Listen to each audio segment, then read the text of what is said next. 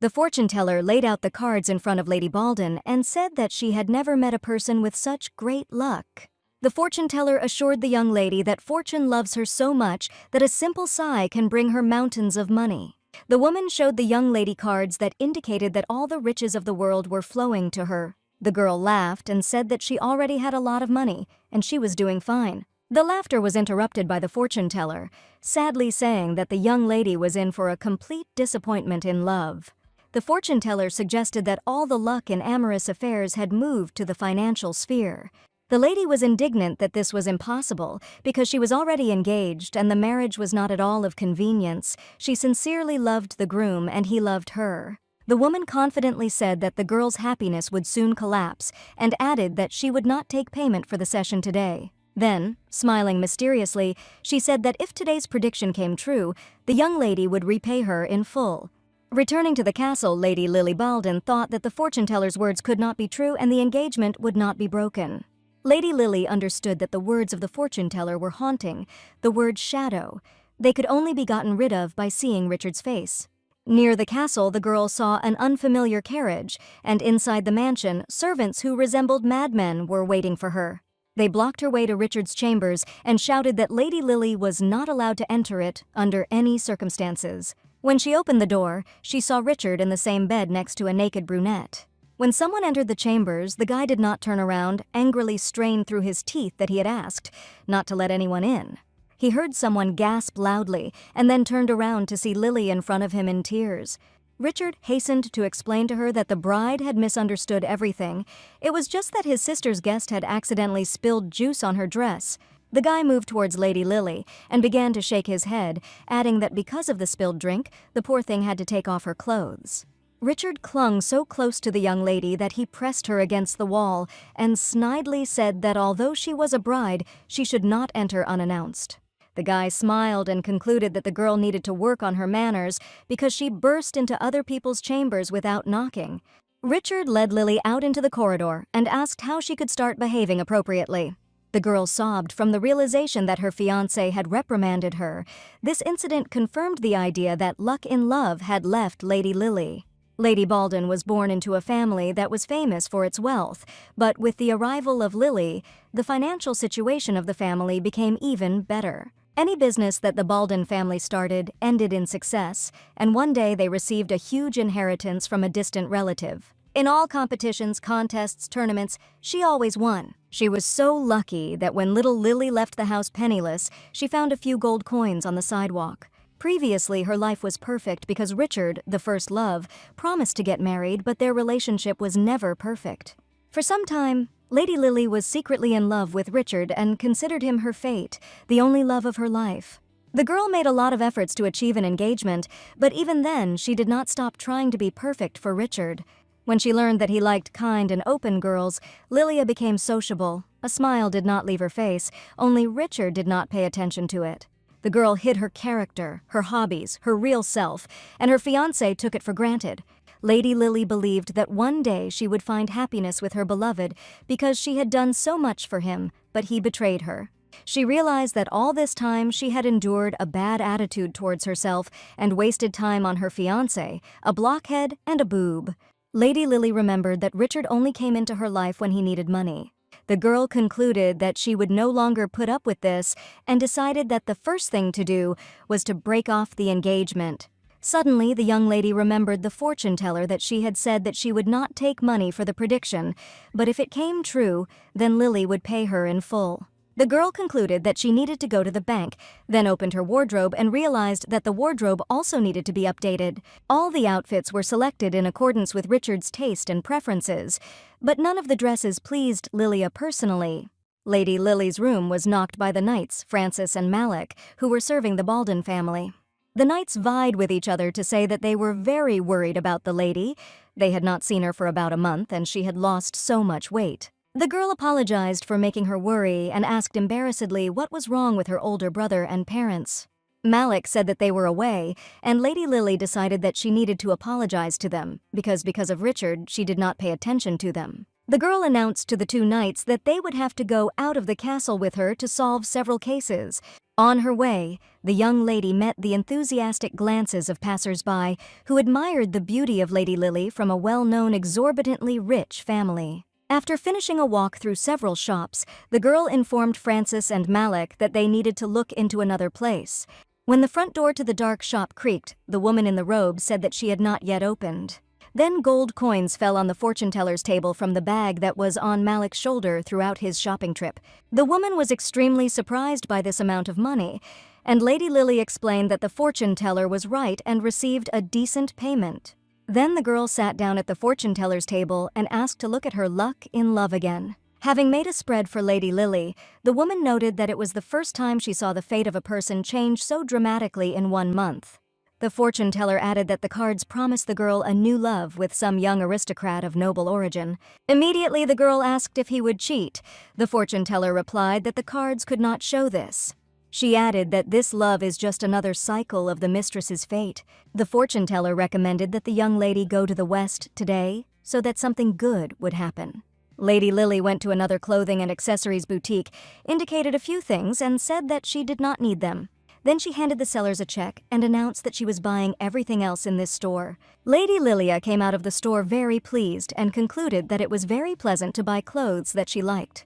When Lady Baldwin appeared in a new outfit in front of the knights, Francis could not hold back his emotions and complimented her appearance. Malik added that his comrade had a strange sense of taste, and the lady asked the knights if they were tired of standing and waiting. The guys protested and said that it was an honor for them, so Lady Lily asked to wait a little longer while she bought gifts for the family. Suddenly, a saleswoman appeared near Lady Baldwin and asked in a thin voice what to do with the clothes in which the mistress had come.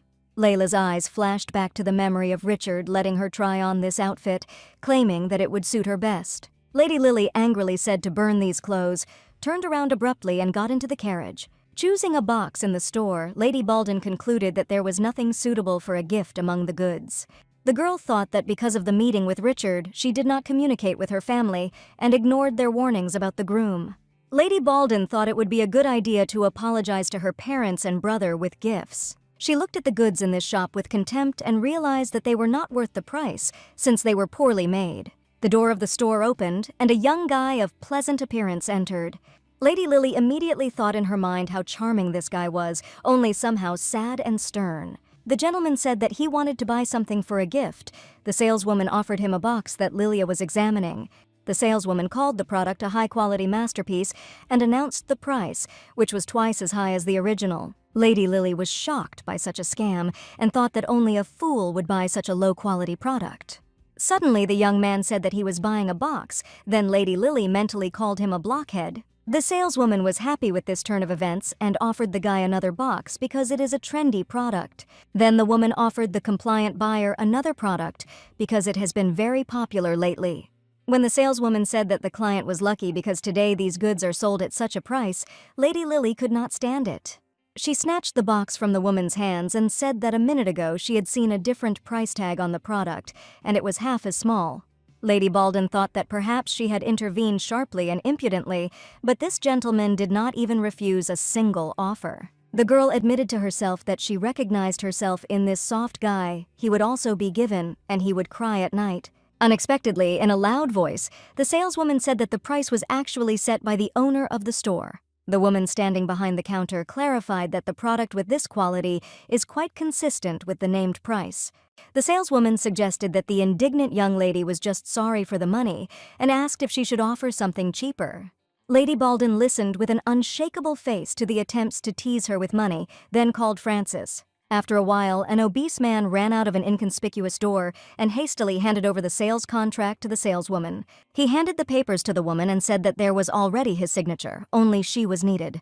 Then he knelt before the new owner of this store and thanked her for paying double the price in the transaction. Lady Lily asked the saleswoman that since she was now the owner, she could set prices for goods. The lady said that she wanted to set the original price for the box and advised the woman to wipe the dust and clean up behind the counter. Lady Lily was then approached by the master who had almost bought the overpriced boxes and thanked her for her help. The girl said that she should apologize because she impudently interfered in the dialogue between the guy and the saleswoman. Lilia pointed to the saleswoman running with a bucket and added that such people usually do not stop. The young lady clarified that such people do not miss the opportunity to cheat someone, so they need to be categorically refused. The guy said that this was the problem because he was not used to refusing. Lilia thought that his strict appearance did not mean that he was timid in communication. Apparently, she was wrong to judge the book by the cover. The girl offered him her help in choosing a gift and pointed to one cute box with figures of lovers. Lady Baldwin was praising the beautiful design and melody of the box when she suddenly noticed that the guy's eyes warmed and brightened. Suddenly, it dawned on the girl that the master was probably choosing a gift for his bride, with whom she had a tender love. As she left the store, Lady Lily instructed the former director to look after the store while she found new employees. Suddenly, the guy stopped her at the door and held out a few gold coins in his palm, noting that this was not enough. The girl looked uncomprehending and asked what it was. The young man explained that it was gratitude for the recommendation. The guy said that he wanted to thank her for recommending the box and for spending a lot of her time. Lady Lily replied that she did not need any gratitude, and she thought that the young man was very good-natured. The young lady clarified that she had not done anything that would require a reward. The guy did not know what he could offer. Lady Lily walked into the carriage, turned around, and told the boy that he was the first person who had tried to repay her with money. The girl explained that she did not need money because she was the daughter of the Baldwin family. Sitting in the carriage, Lilia remembered the words of the fortune teller that something good could happen today if she went to the West. Of course, this memory made the young lady think about the good events today. Then she caught her breath and mentally told herself that at least the store must make some profit. Lady Lily ordered the cabman to go home, and the boy who had met the young lady in the store remained on the sidewalk in bewilderment. As the carriage approached the castle, Lady Layla stepped out and saw her elder brother, the young master Henry Baldwin. He had a brilliant mind, the likes of which could not be found in the entire empire, and he was also incredibly caring. In childhood, the older brother replaced the girl's ever-busy parents, took care of her, played with her. Henry was always worried about his sister, even postponing her admission to the academy because Lily was afraid of being alone. Her brother was always with Lady Lily, taking care of her, before she fell in love with Richard. Her brother walked down the stairs asking if Lilia realized how worried her family was. Young Master Henry clarified that his sister then returned home in tears and did not leave her room for a month. Henry noticed a carriage with many packages and boxes of purchases attached to it. The older brother asked if Layla had bought a bunch of things again to please her good-for-nothing fiancé, but she replied that she had bought everything for herself. Lady Lily then apologized to her brother and said that she had been acting like a foolish girl, not listening to anyone and making them worried. Lilia said that during this time she managed to do a lot of terrible things because of her blind love, and looked into her brother's eyes. He had a strained relationship with Richard. From the very beginning, he did not like his sister's fiancé. Once the young master told Lady Layla that she did not like her chosen one because it was clear from him that one day he would break his sister's heart. At that time, she was very offended, disappointed in her family, and left, believing that no one understood her. Now Lilia realized that her brother was always the only person who, in spite of everything, sincerely worried and cared about the girl.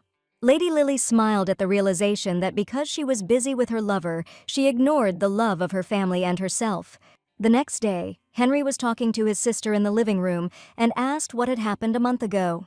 Lady Lily wanted to be honest and frank with her brother, but she couldn't find the words to describe what had happened. She asked me to discuss this topic some other time. My brother knew from his sister's gloomy face that something was wrong.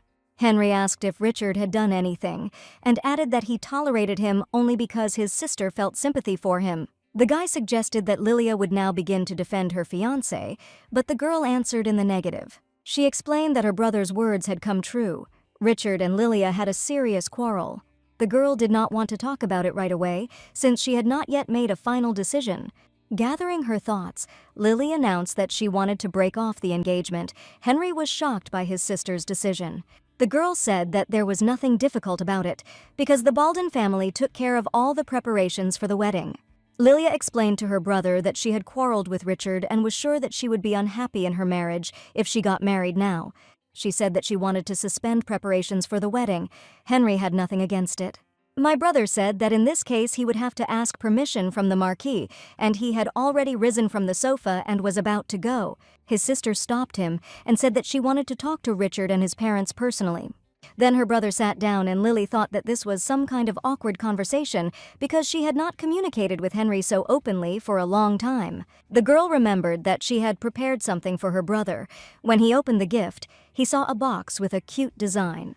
The brother silently opened the box and did not even raise an eyebrow when the figures of the lovers began to whirl to a gentle melody. Lady Lily excused herself, said that she must go as she had business ahead of her, and thanked her brother. When the girl left the room, the guy smiled and, without taking his eyes off the box, whispered to Lily to thank her. As she walked out of the living room, Lily thought that she had been confident during the conversation, but doubted that she would solve all the problems to end the marriage. Currently, Layla's family and Richard's family are business partners, have a joint business, and use engagement as a tool. In addition, society is built on the hierarchy of nobility, and no matter how rich the Count's family is, it is not easy to break off the engagement with a member of the Marquise's family. Moreover, the Crown Princess is the niece of the Marquis of Tercian, and the Marquis is Henry's boss. The Baldwin family is not on the best terms with the imperial family, so Lelia will probably set up her relatives with her request. Lady Lily realized that in order to break off the engagement safely, she needed to ask for help from someone of higher status. Suddenly, a servant called out to her, said that an invitation to a banquet in the imperial palace had arrived, and gave her the envelope. At this moment, the mistress could not believe her happiness that fate had given her such an ideal opportunity. It was pitch dark outside, and Lady Lily, ready for bed, was sitting on her bed with a white box in her hands. She thought of her fiancé and remembered her past hopes that she would come in tears to beg forgiveness, but this did not happen. Lilia could not believe that her former lover had not even written a letter, let alone his own visit. The girl thought that she was grateful to Richard for this unpleasant incident, because she was able to deal with her own thoughts and feelings. Lady Lily put the box on the bedside table and paid attention to the letter. Richard must have received only the same invitation to the imperial palace, since the former fiancé loves banquets. He will definitely be there. The girl ran her fingers over the box and thought that now there was a great opportunity to return one thing at once. 4 days later, a banquet was held in the imperial castle for all ladies and gentlemen. Lady Lily appeared at the celebration in a deep blue dress, which shocked all the guests present. From all over the hall came the exclamations of ladies and gentlemen admiring the beauty of the young lady. At that moment, Richard came up to Lilia and said that she looked great today. Then he asked the girl if she had always liked such outfits, and Lily thought that he was an unbearably stupid blockhead. The guy said that he hardly recognized his beloved and wanted to take her hand, when suddenly Lilia abruptly pulled away. Richard was indignant and asked what had happened and if she had gone mad, but a grim grimace had already appeared on Lilia's face. The girl angrily exclaimed as soon as she had enough conscience to ask such a question, and added that an apology would not help. Richard said that he thought the girl's anger had already subsided, and added that he had already repeated several times that he had not cheated. The young man suggested that the girl stop discussing this topic because today she somehow reacts violently. Lady Lily replied that Richard had no shame or conscience and promised to leave as soon as she gave one thing. At that moment, the crowd whispered that Evanthion had appeared at the banquet, even though he hadn't been at the events for a long time. Some of the guests noticed that the young master had arrived without an assistant, and some said that they were afraid to come up to say hello. One guest reminded the others that Duke Evanthion's second son was not known for his friendliness, especially since there were bad rumors about him. Rumor has it that Carcon Evanthion deposed his elder brother, the rightful heir, and took his place. Lily couldn't see young Master Carhan's face, then remembered that she was here for someone else. The girl again turned to Richard, who was not at a loss, and greeted his acquaintances present at the banquet. One of the acquaintances turned out to be Mr. Tertian, who apologized to Lady Baldwin because he simply did not recognize her right away. The man admired Lady Lily's appearance and replied that she looked unusual today. Richard noted that his fiancée was a real beauty and hugged her, and Lilia mentally called her ex-fiancé a shameless animal. The girl had a strong desire to leave this celebration because now is not the right time and place for a conversation. Mr. Terzian said that he wanted to take advantage of Lady Baldwin's presence and ask about renting the villa. Richard smiled and said that he would do everything right in the near future and asked to wait a little longer. Lilia could no longer endure this and abruptly broke away from the embrace of her former lover. The girl said that Richard just wanted to use her name and asked why she had to help him. The guy replied that he had already promised them a villa, then Lily smiled mischievously. The girl whispered in her ear that now he could also cope on his own, and then ran to the balcony on the second floor. Taking a sip of champagne from the bottle, Lilia thought that the conversation about breaking off the engagement might never take place. The girl reproached herself for her lack of determination, because she could not return his thing. Then Layla had the idea of throwing this thing away, never to associate with any abomination again, like her ex-fiancé. The balcony door creaked, and Lady Layla turned around and saw that master from the store.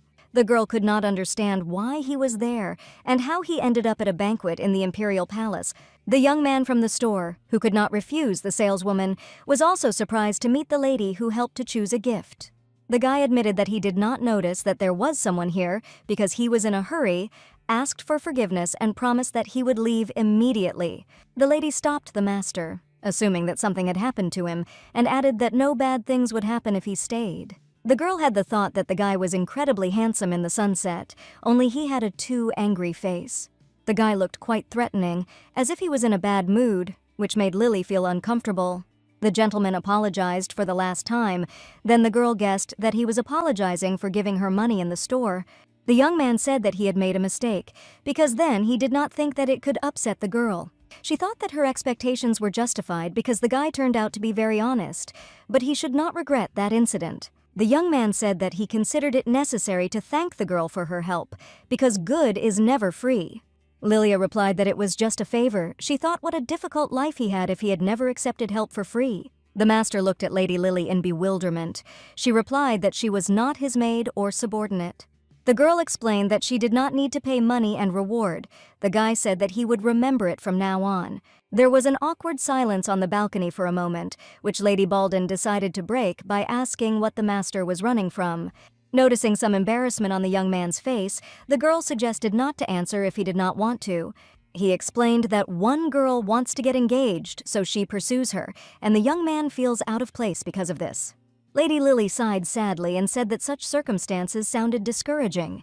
The guy complained that as soon as he did not get in touch with this lady, she showed up at his home, not paying attention to the time of day. If the master is not told where he is going, she follows him in disguise and gets angry if he is in the presence of other people. The young man told how he recently went to visit his family, but she began to delve into all affairs like a wife. The gentleman clarified that all requests to stop are ignored, so he is afraid that sooner or later everything will get worse. Lady Lily noted that stalking is serious and invited the guy to share his experiences with his family. In response, he only sighed sadly, and the girl also shared her problems with her fiancé to keep the conversation going. Lily explained that her lover had betrayed her and thought that she would like to open this door and shout to Richard about the end of the engagement. The girl concluded that she did not have enough status for this. The end of the phrase was drowned out by the sound of the door opening. It was that pursuer. She grabbed the guy by the arm and shouted that he had to tell him that he was coming here. The stalker shouted that she began to get terribly worried when the master disappeared. Suddenly, she called the guy she was chasing by name. Lady Lily could not believe her ears that the very master who had chosen the box was Avantheon, the demon of war. The pursuer continued to shout at the guy and make claims to him, then pointed at Lady Lily. She asked who the woman was, but Mr. Avantheon was silent and could not think of an answer. The pursuer took a closer look and said that she recognized the stranger as Lady Baldwin.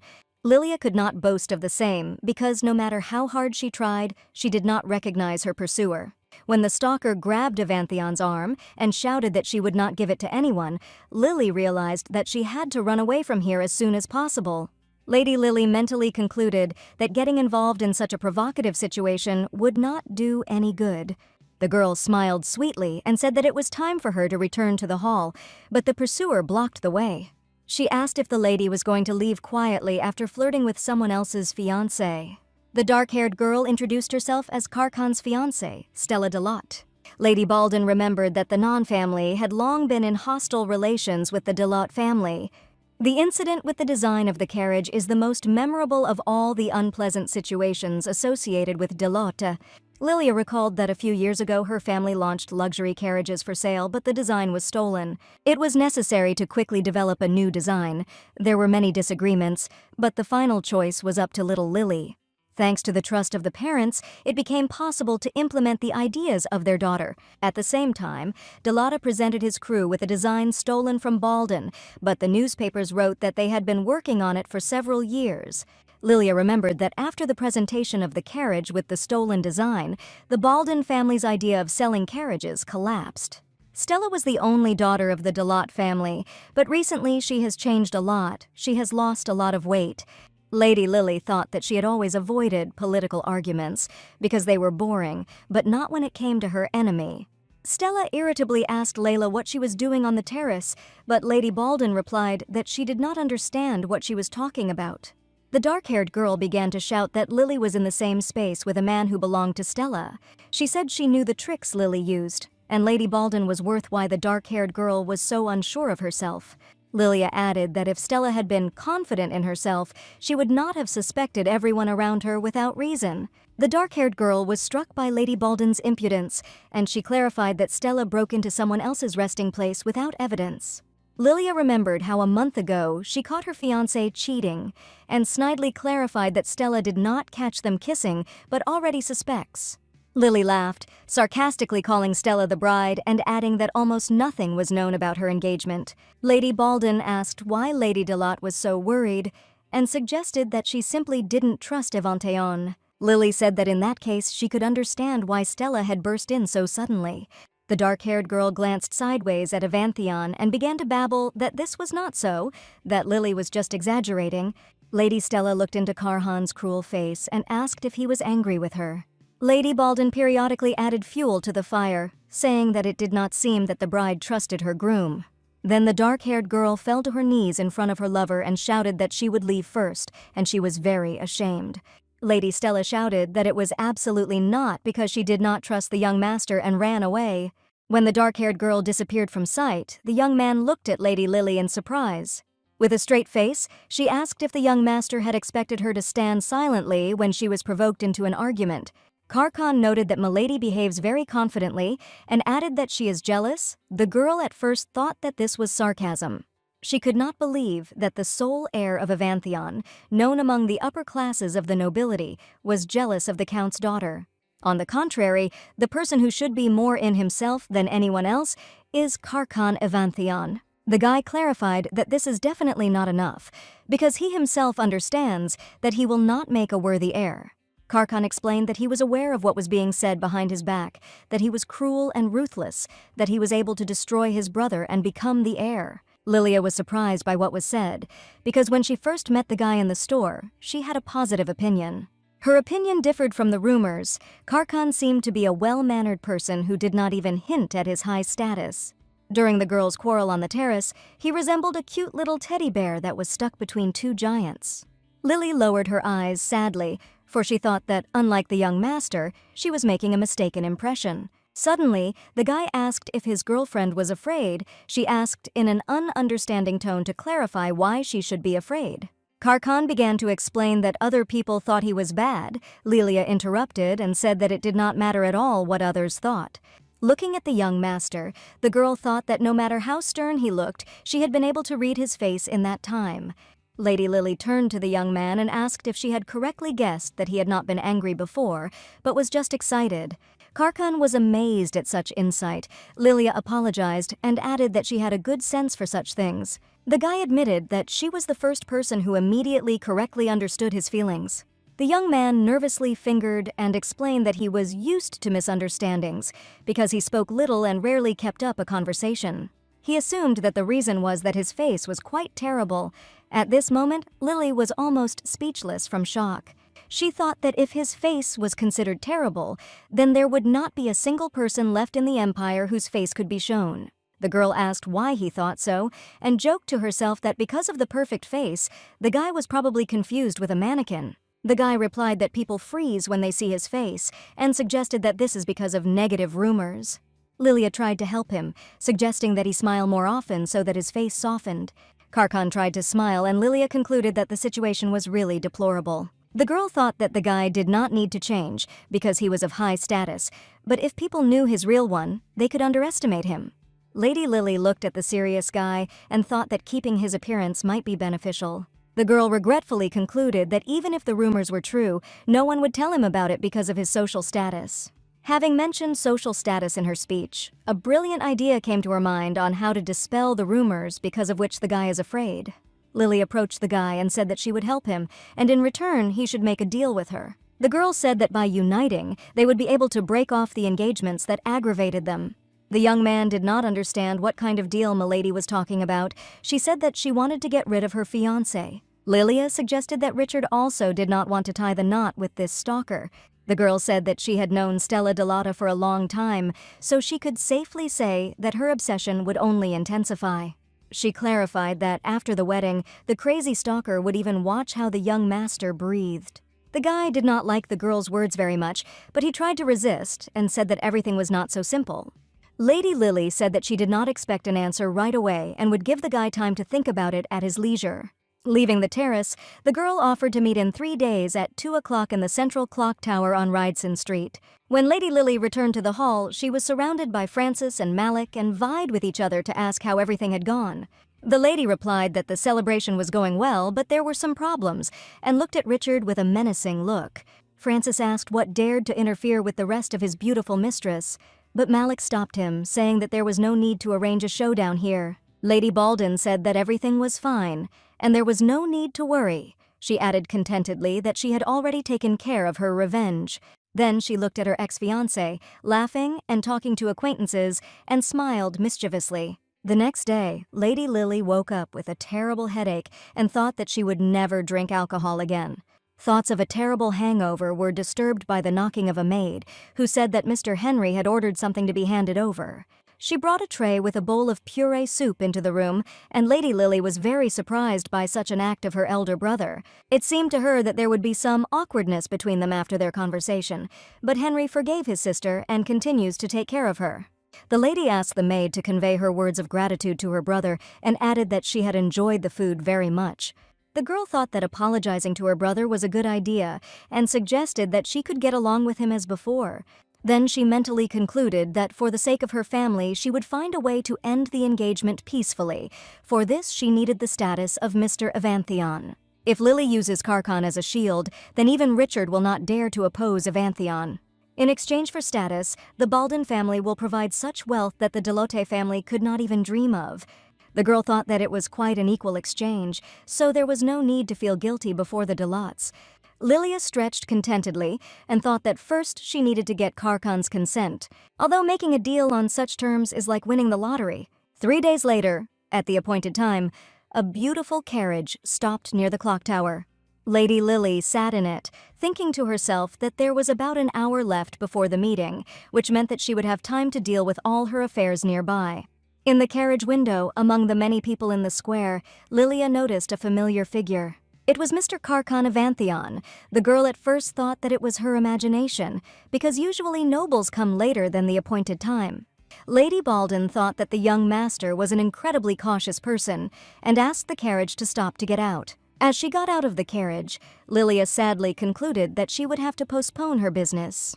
Suddenly, one of the passers-by accidentally missed a bag of apples. They scattered all over the square. One of the apples rolled to Mr. Evanthion's feet. He picked it up and handed it to the old man who was picking the fruit back into the bag. The old man was happy at first, then he cried out sharply and fell to his knees, begging him not to touch the fruit, because this is today's food of his family. People in the square began to whisper and discuss what was happening. It seemed to them that a high-ranking nobleman was taking food from the old man. They were amazed that this master had no pity or compassion at all, and besides, he looked very ferocious. Among the crowd was Lady Lily, who had seen the master's calm reaction to the public misunderstanding. The girl concluded that this does not mean at all that the guy does not care about it, and he is absolutely reconciled. When the old man with the apples hastily retreated, Lilia came up to Carcon and asked why he had come so early. The young man replied that just in case, and Lilia smiled from the understanding that the guy seeks to help people. Even knowing that he will not be so understood, he still continues to help others, which means that he does not flaunt power like other nobles. Lilia realized that Carcon was a good person by nature, and wondered how he had managed to hide his essence for so long. The girl lied that she had come so early because she had business nearby, but they were unexpectedly cancelled. Lady Baldwin suggested that it would not be very convenient to talk here and suggested that we move to another place. Young Master Karhan was surprised by Lady Layla's suggestion, but he did not contradict him. Lilia and Richard went into a cozy cafe and sat down at a table. The waiter came up to them. He asked what the young people would order. Karkan had no idea what to choose from the menu, so he let Lilia order. When the girl asked for 2 milk teas, the waiter bowed out, and the young master noted how quiet the cafe was. Lady Lily explained that the order was not to let anyone in. The guy assumed that she had rented this place. The girl replied that 2 days ago, she bought this cafe, as well as several establishments nearby, so this place will become their base. Lady Lily wondered why Mr. Karkan was unattended.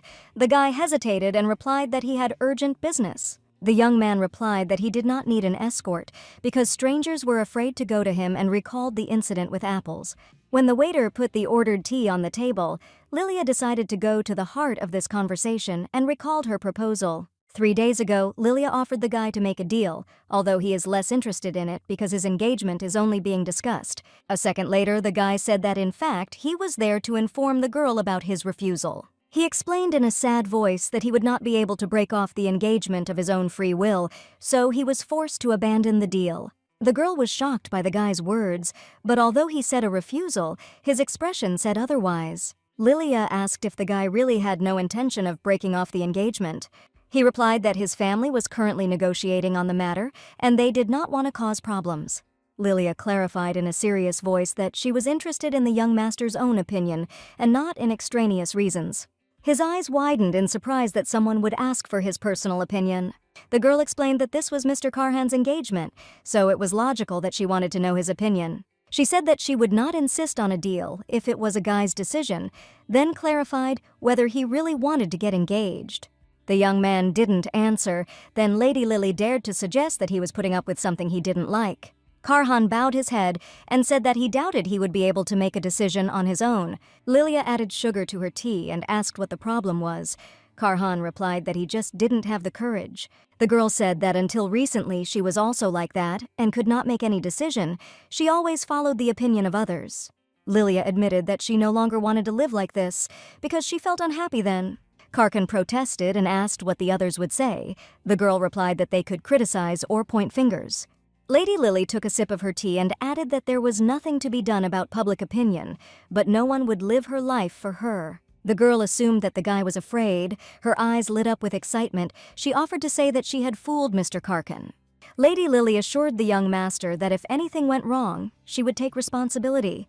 Karkan looked at the sweetly smiling interlocutor and said that she seemed to be an amazing person whom you want to trust. The young man said that he wanted to change with the help of the girl, and added that he no longer wanted to deceive himself. Mr. Avanthion said in a serious tone that he agreed to Lady Baldwin's proposal. The girl said that she was extremely glad that the guy made a decision on his own, having thought everything over well, then handed him the contract. According to it, during the agreed period, they will portray fake lovers and cannot have a love relationship. Lilia said that she could adjust the transaction agreement if the young man had any comments. While he was silent, she decided to summarize the contents of the contract and said that they would be playing lovers. Lilia added that in the beginning there will be negative rumors, but over time they will disappear. Karkan said that he has only one question. He asked why everything should look this way. The girl replied that love is a good reason for breaking off the engagement. The girl gave the example of her engagement, which is difficult to dissolve because the groom has a higher position than her. He has a connection with the emperor, so if you act without much care, you can bring problems to your family. That is why Lady Lily wants to use Master Karkan and his position as a shield. Richard Turson is weak in front of someone stronger, so Lilia Baldwin needs a member of the Avanthion family to become her partner. Richard's supporters will be careful with Lilia and will not be able to immediately take radical measures against the family of Mr. Karkan. Lilia then reminded them that the ducal family also wanted their heir to get engaged as soon as possible. The girl said she was a better fit than Stella Delata. Lily thought to herself that at first the Duke's family might be reluctant, but in the end, they would recognize her. At least compared to Stella, Lily doesn't have so many flaws. Karkan asked if they would always pretend to be lovers. The girl answered in the negative and pointed to a line in the contract. It was indicated that the deal was valid for 1 year. The girl added that during this time she would have time to prepare countermeasures. The guy asked what would happen if he tried to break the contract. The girl jokingly replied that he would find out when he tried. Young Master Karkan smiled back and said that he would sign this contract. The guy carefully drew the initials and signature on the paper, and the girl noted that extraneous conversations could arise in society. Lilia explained that the couple cannot suddenly become lovers, so you need to tell that they fell in love at first sight. She solemnly said that from that moment on, they played the role of a couple in love, where Karkan was responsible for status, and she for wealth. The young master sighed faintly and smirked, and said that he would do his best.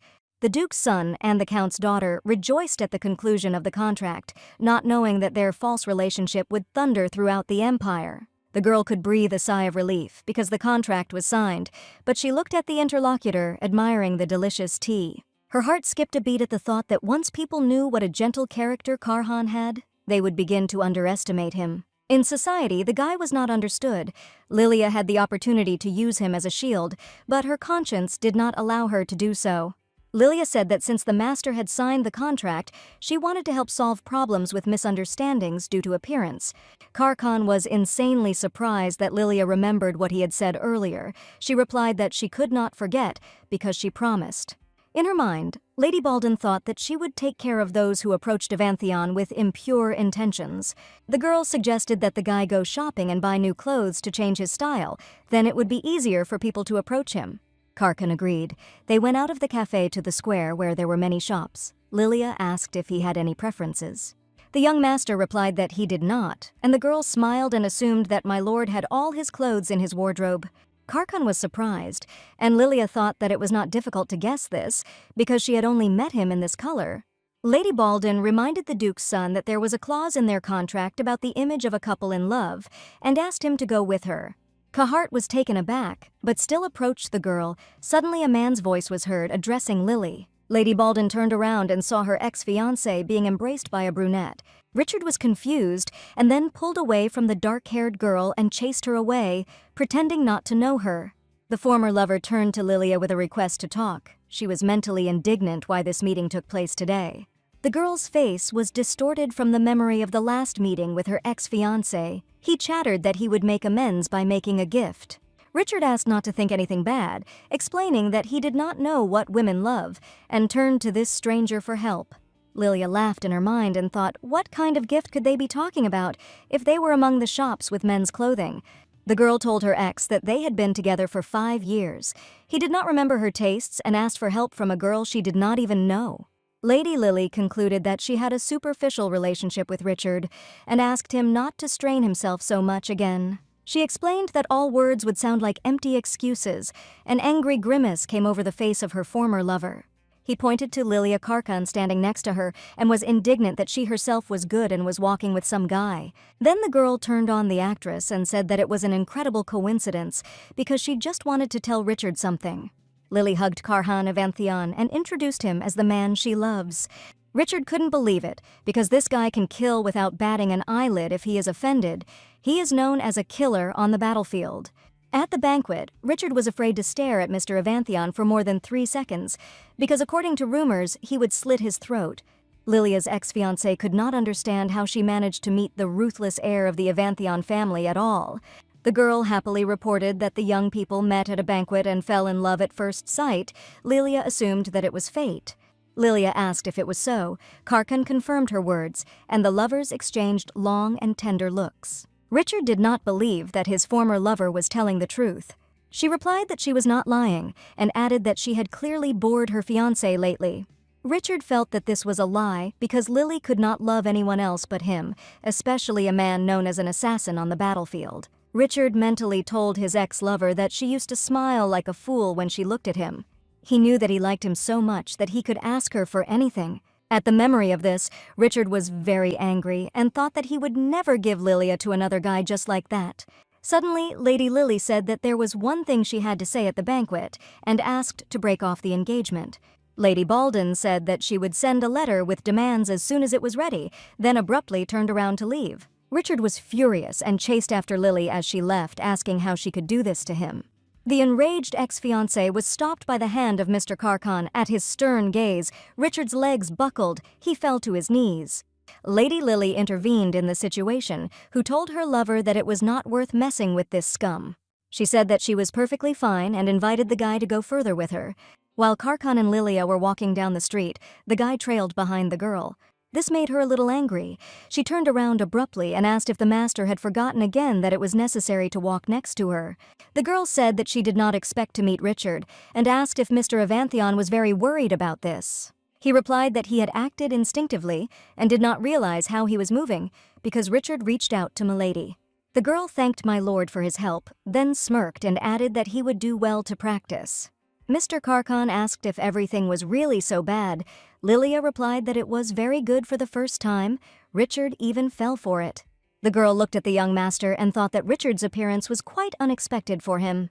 From the moment Lilia's former lover met on the way, Mr. Avanthion seemed to break inside. Fortunately, the stern expression on her face hid everything, but at this rate, it was only a matter of time before they were caught cheating.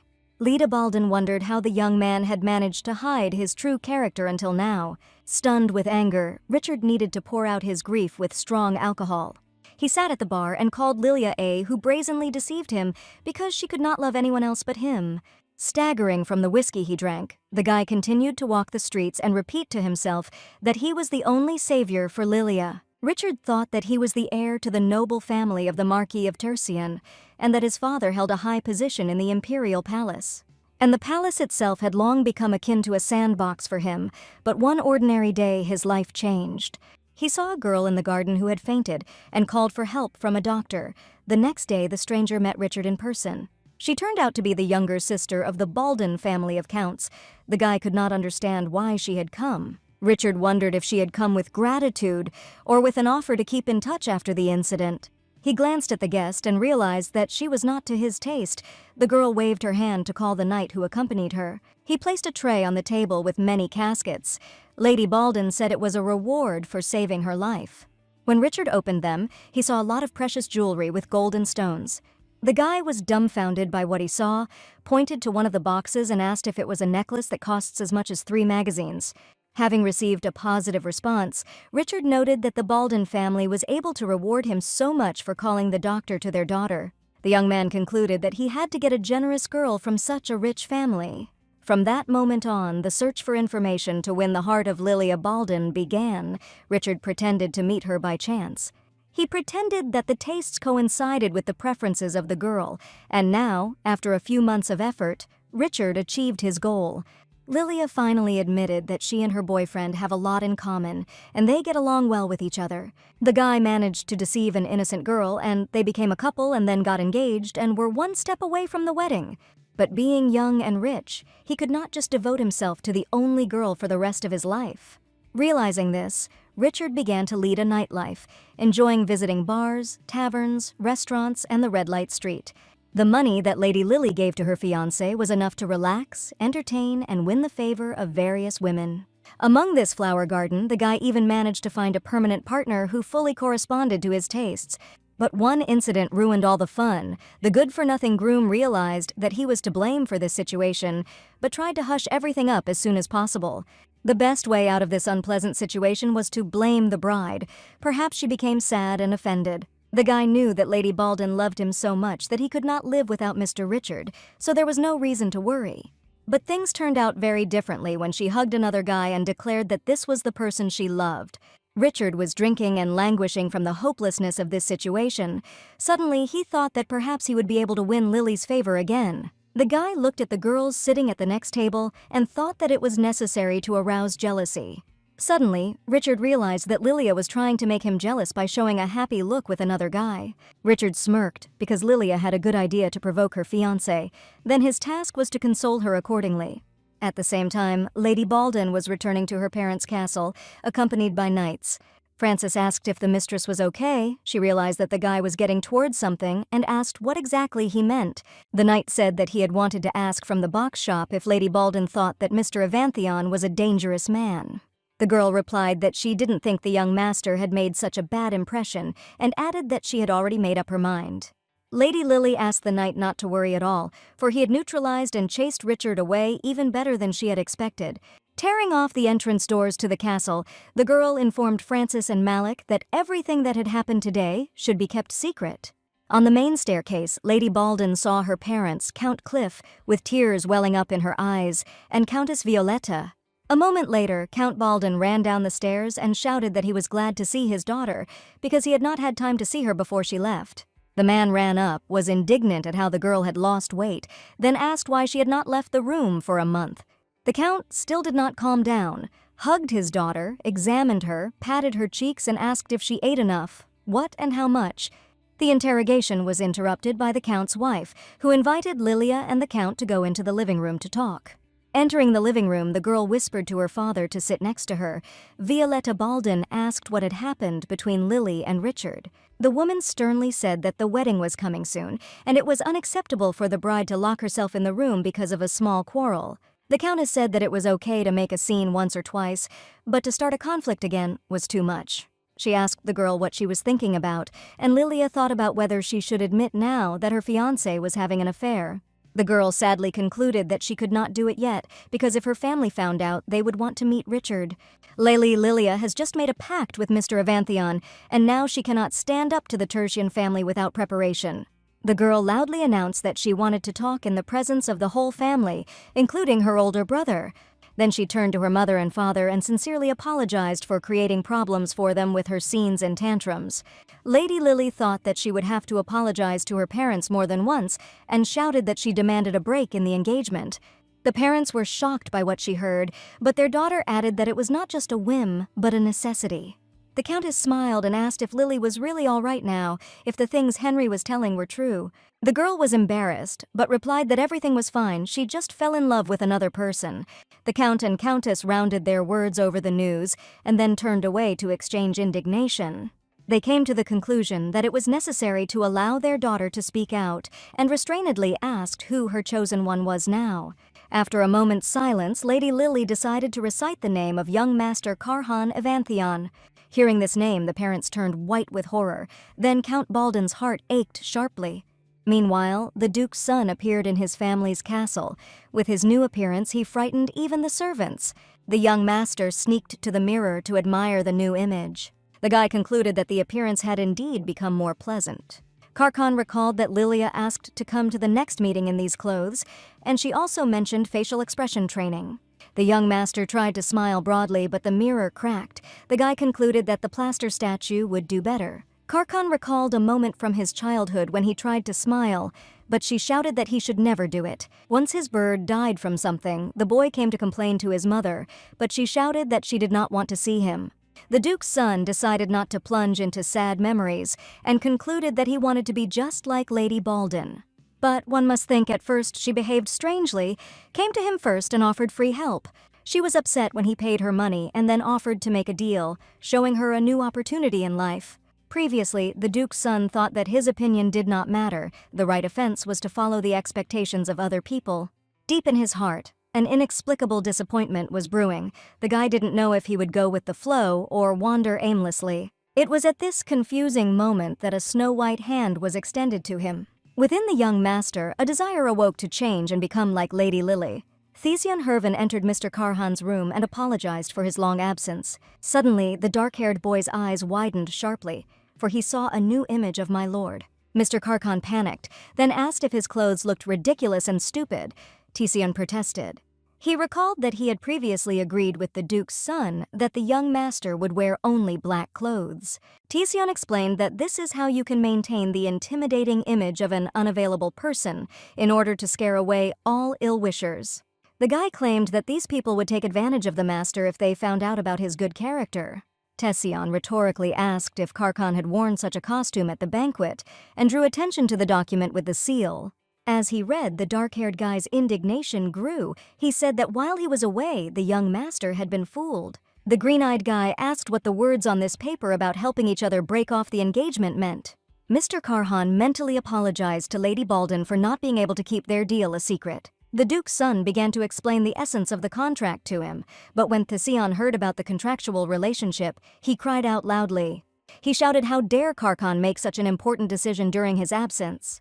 The young master replied that he had decided to do so at his own discretion, since he had his own head on his shoulders. The Duke's son explained to Thesion that the will of another person was not a mistake, but his personal decision. The dark-haired guy finally came to his senses and asked in a calm tone when Mr. Carcon would meet with Lady Balden. My lord replied that in 4 days, the dark-haired lad said that he would also go to this meeting to make sure that milady was trustworthy. Carcon remembered how he said goodbye to Lilia after gatherings in a tea cafe and shopping with men's clothes. They didn't agree to meet again and work on their natural behavior because they were lucky that Richard believed. To make everything realistic in the future, you need to communicate and get to know each other better. On the appointed day, Lilia was preparing for the meeting and thought how lucky she was to meet a dummy partner. But the next step is quite problematic, because according to the laws of the Empire, the consent of both parties is required to terminate the engagement. As a last resort, you can go to court, but then the case will be very delayed, and I would like to finish it as soon as possible. Lily sighed in puzzlement, because she did not know how to get Richard's consent. Suddenly, Malik knocked on the door of Lady Lily's chambers and said that he had brought a letter from the Imperial House, which concerns a tea cafe. The girl ran her eyes over the lines and concluded that the place of meeting with Mr. Carcon would have to be changed. She asked the knight to send someone to the ducal castle and give the news of the change of venue. At the agreed time, Mr. Carcon and Cheon arrived at the new place that Lilia had announced. The girl greeted them, but noticing an unfamiliar face next to the young master, she asked who it was and if he could be trusted. The Duke's son explained to Lady Balden that this guy was his assistant and he trusted him completely. Mr. Evanthion apologized and sadly said that due to his negligence, the terms of the contract were violated. The girl glanced at the young master's assistant and realized that he was treating her with contempt and wariness. Milady said that everything was fine then, and pointed to the escorts, adding that they also knew about everything. Lady Balden introduced herself and held out her hand to her new acquaintance, who told her his name and extended his hand for a handshake. Seeing this scene, everyone present was simply dumbfounded with shock as Cheon casually scanned the meeting room. There were old furniture with simple designs and wooden boxes all around. Cheon shouted that it was disrespectful to them. Mr. Carcon tried to calm his assistant. Lady Lily only smiled and apologized for the unexpected change of seat. The girl explained that before the meeting, a letter came from the Imperial Palace, which said that the cafe was to be reconstructed. Lilia explained that the entrance to the territory of the tea cafe was prohibited, but a huge amount of money was paid as compensation. Tercion was extremely surprised by this, and Lady Lily explained that there would be more such situations in the future because she was very lucky. Milady invited the guests to sit down, explaining that the place had been chosen in a hurry and there were not even treats. The lady turned to Francis, who was seething with anger, and asked him to bring something to drink. Lady Lily suggested that he get to the point, but was interrupted by Carcon's assistant and told him he had something to say. Clearing his throat, the dark-haired guy demanded to break the contract because Lord Carcon does not like to get involved in problematic affairs. Thesion said that he did not know the true intentions of the mistress and asked if she could not interfere with Lord Carcon in her affairs. The girl had a thought that the guy with green eyes looked more like a guardian than an assistant. The girl asked if the young master was really afraid to associate with other people. Milady said that as an assistant, a guy should know what rumors were circulating around his master.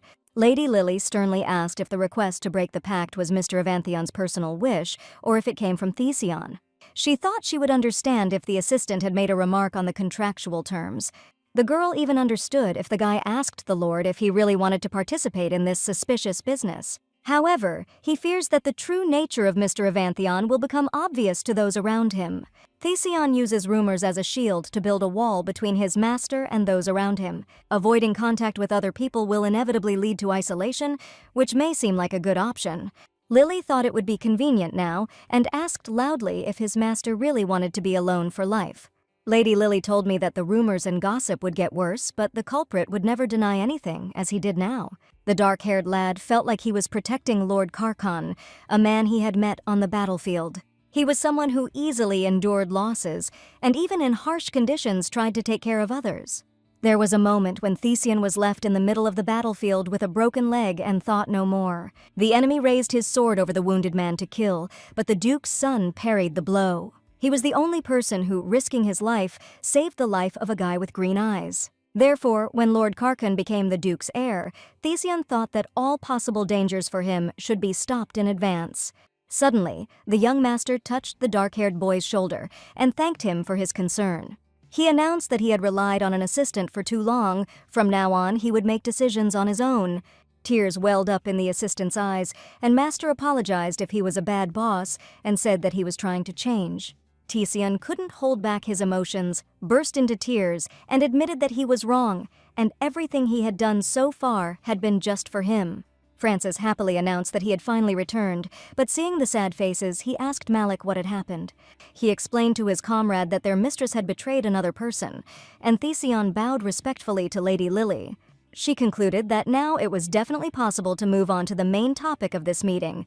Thanks to Francis, the table at which Lady Lily and Mr. Carhan were talking was full of drinks and snacks. The girl offered to talk, leisurely drinking something, then the young man reached for a mug of tea. Lady Lily offered sugar and milk, adding that last time she thought he liked milk tea. Cheon interrupted the conversation and indignantly said that his master did not like sweets at all.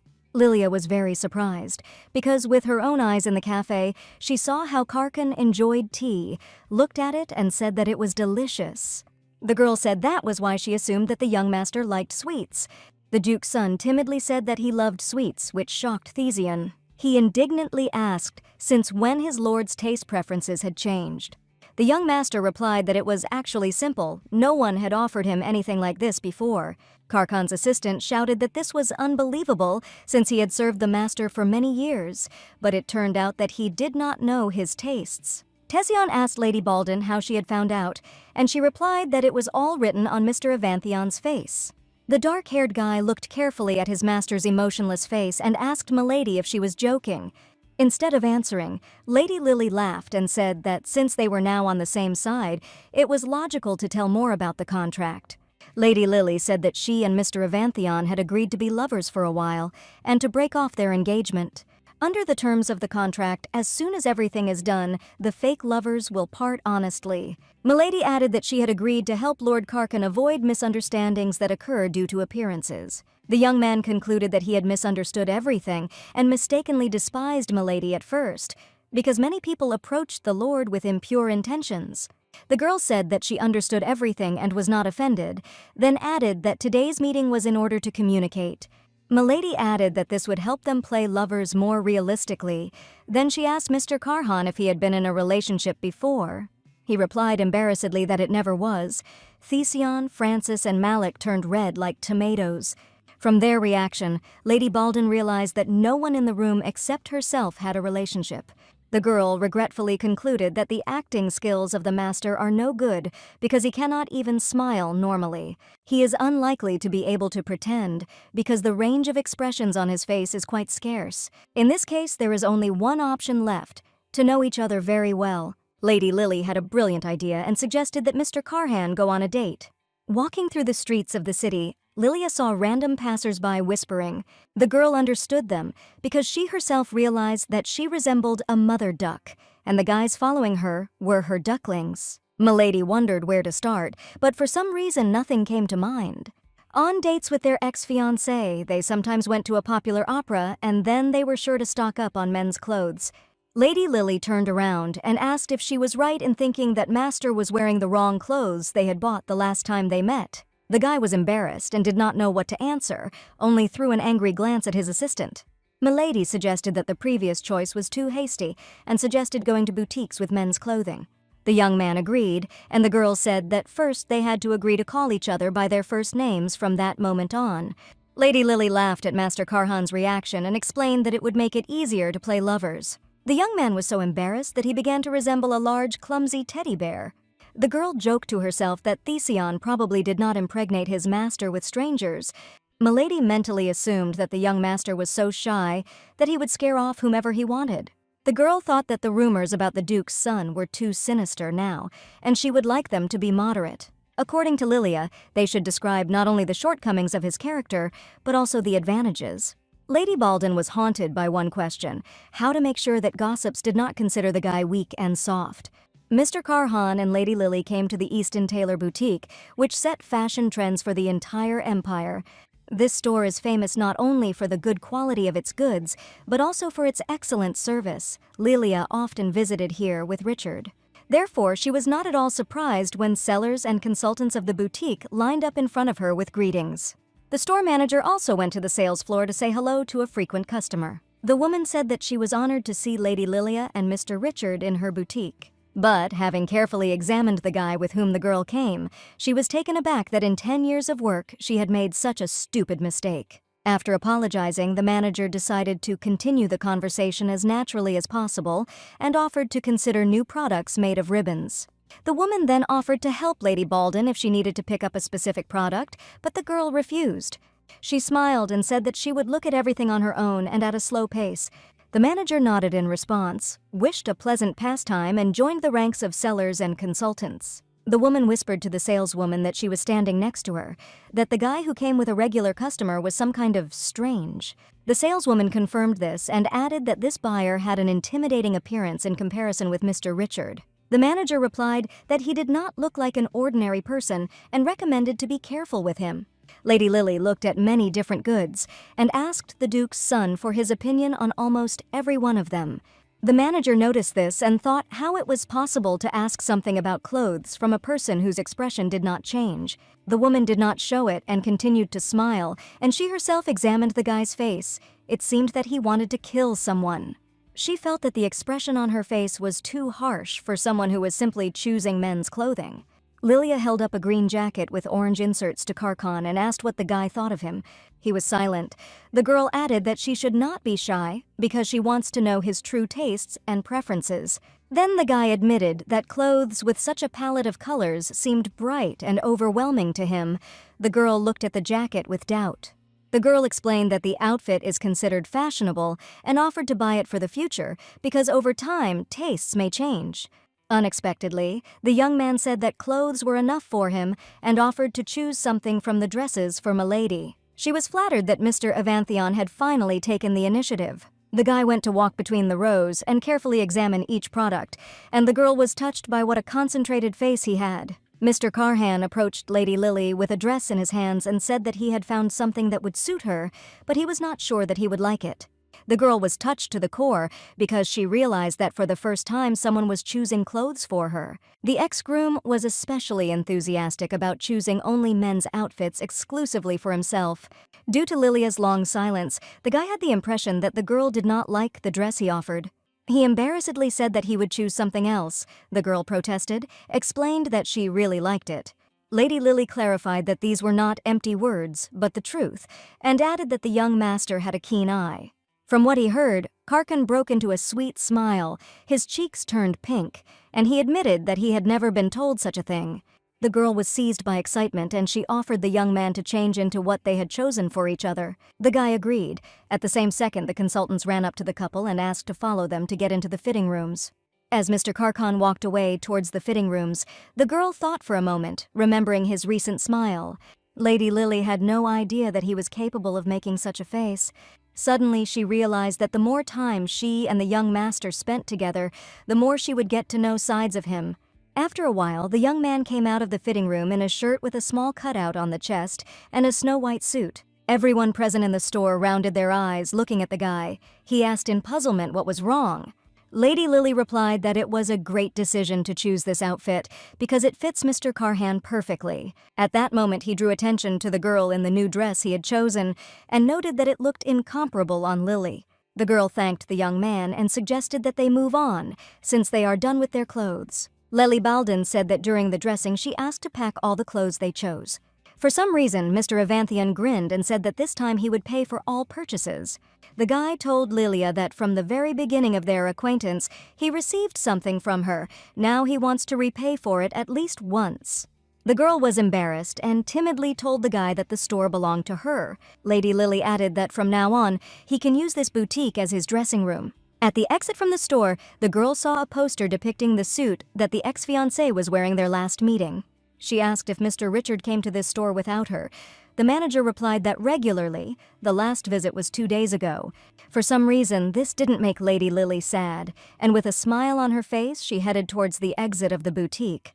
Lady Balden thought what a shameless bastard her ex-lover was, walking around the store of the one he had cheated on. The girl did not want Richard to continue to consider her weak and enjoy herself at her expense. Therefore, leaving her boutique, the girl announced to all the staff that from today all members of the Tertian family are not allowed to enter. Leaving the store, Lilia and Karkan found Francis and Cheon arguing with each other. Francis furiously argued that his lady was beautiful in any dress, and Cheon shouted that the Lord was perfect even without a new suit. Lady Lily asked Malik how long this argument lasted, and he replied positively.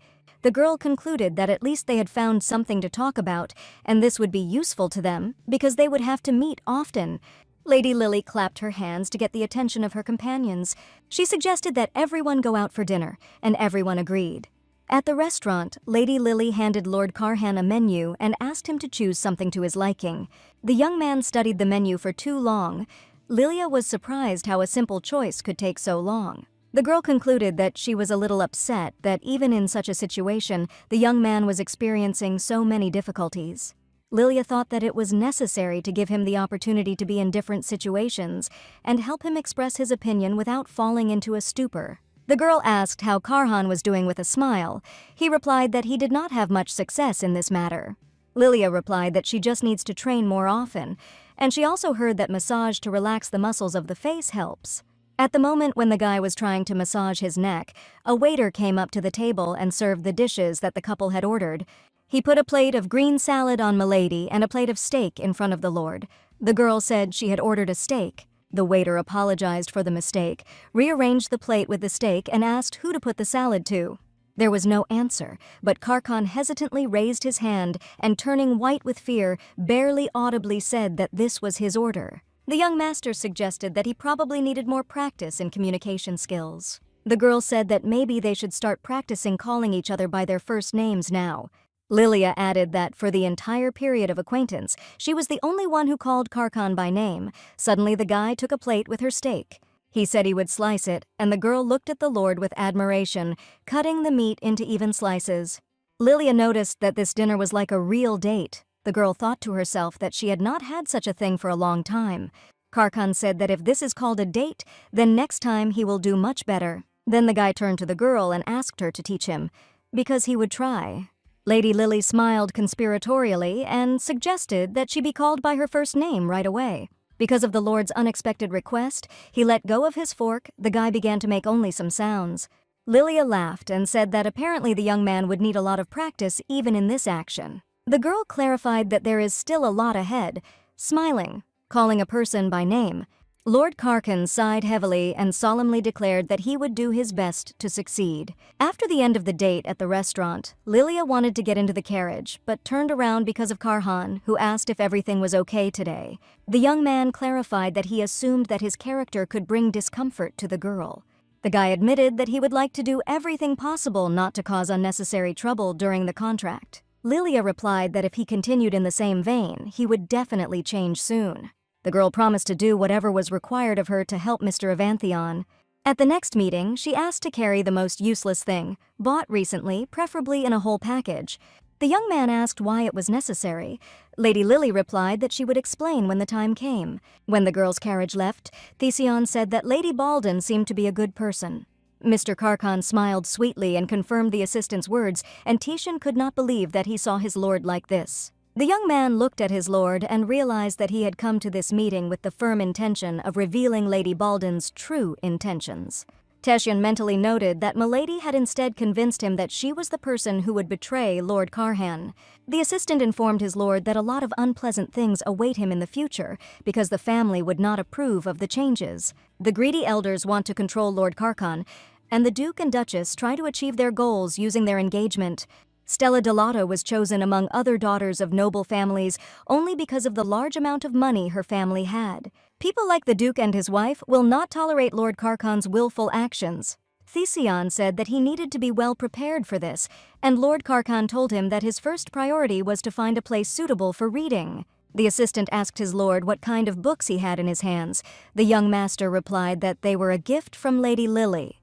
Thesion kept up with his lord with questions about the theme of the books and whether the gift of literature would help in changing the master. The stranger watched and wondered if Lady Balden's fiancé was the guy who had been with her all evening. One day, the Earl Balden family gathered in full force to discuss Miss Lily's new chosen one. Henry, Lilia's brother, complained that he had just recovered from the news of the breakup of the engagement when his sister told him about a new lover. The young man announced to his parents that he had found several documents with information about Mr. Evanthion. Henry noted with regret that almost all the papers describe his actions on the battlefield, but there is no information about his personal life. Violetta Baldwin studied the document, which stated that the Duke's son had first taken part in the war at the age of 14. Usually, the Duke's legitimate children are rarely sent to the battlefield, even if it is possible to volunteer to take part in battles. But a person in his right mind will never seek his own death. There are rumors in society that Mr. Evanthion is a bloodthirsty man who knows no compassion and no tears, and who killed his brother. Count Baldwin wondered how his daughter fell in love with someone like him. Lily's mother asked if anyone had met Mr. Evanthion in person, as the rumors could be false. Count Cliff was very furious and began to shout that even if the gossip was exaggerated, it was not groundless. The man concluded that if there was even a small chance that Mr. Evanthion was dangerous, then his daughter needed to part with him urgently. The Count offered to give Lord Carcan a castle so that he would leave Lily behind. Henry replied that it wouldn't work, as Duke Evanthion's family was famous for its wealth. The Count offered to tell his daughter about the bad rumors associated with her chosen one. Violetta Baldwin explained that Lilia had known about everything for a long time. Count Cliff said that he would then go on a hunger strike. Lilia's father suggested that his daughter could again lock herself in the room for a month, refusing to part with her lover. Violetta replied that in this case there was no need to rush, but to follow the Lord to understand what kind of person he really was. Henry suggested in this case, said that he would continue his investigation and report if he found interesting information. Meanwhile, in the garden behind the Count's mansion, Miss Baldwin was sorting out letters, for she had spent a lot of time with Mr. Carcan. All these letters were written on the recommendation of Lord Richard. The author of the letters was asked to either buy something, invest in something, or make a donation.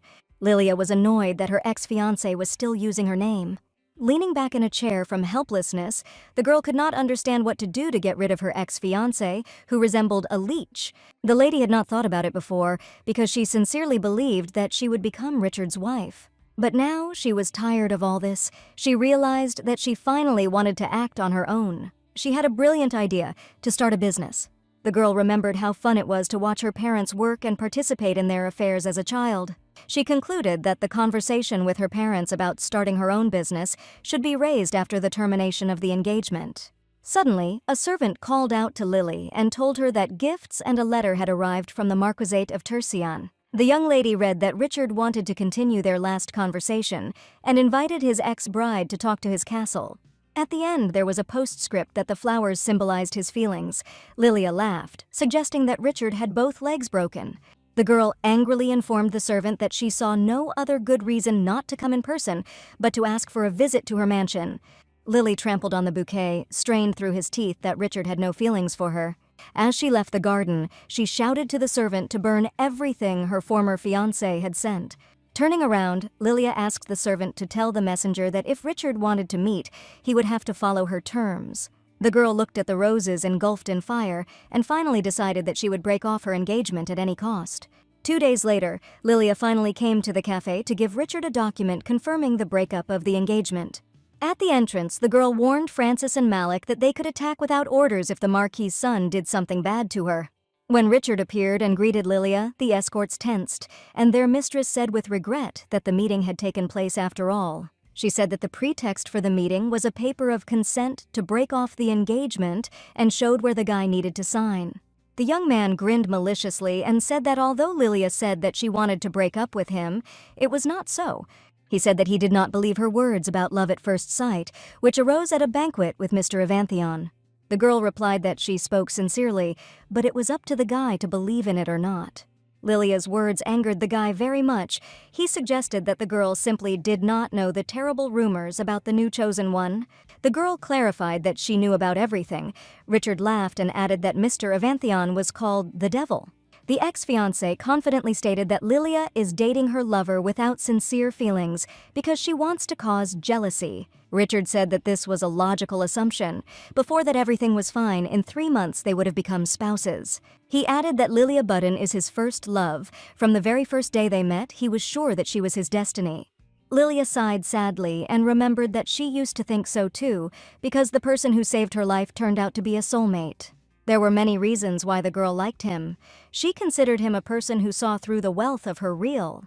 Lilia could not remember the moment when the sensual relationship with the groom grew into a tense one. There were countless women curling around Richard, anxious days when they couldn't get in touch. Throughout their relationship, there were moments when Lilia had to give up the things she loved.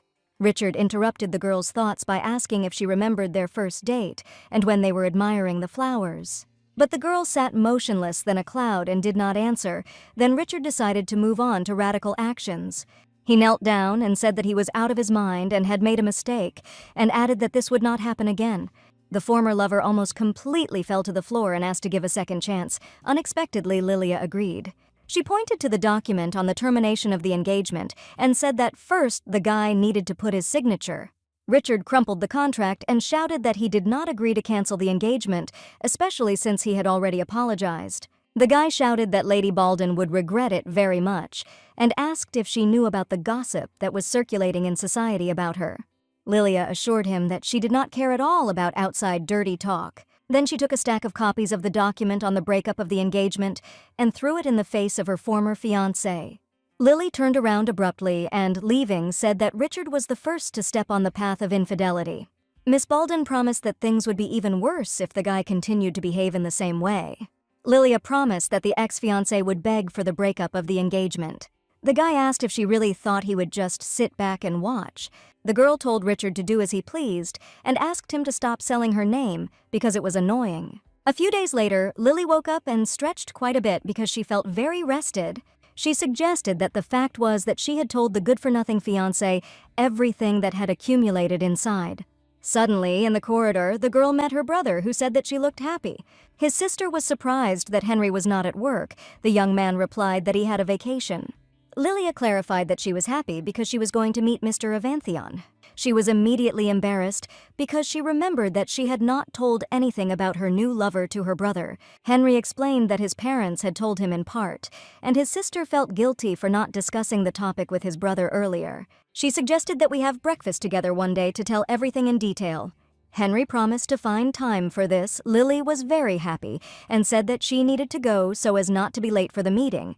When Lilia was already walking further down the corridor, her brother called out to her and said that according to the weather forecast in the afternoon, it was raining. He asked his sister to take an umbrella with her. The girl was touched by such a manifestation of care. When Lily was out of sight, the guy thought that he would like to be honest and admit that he had been standing there since the morning to warn his sister about the rain.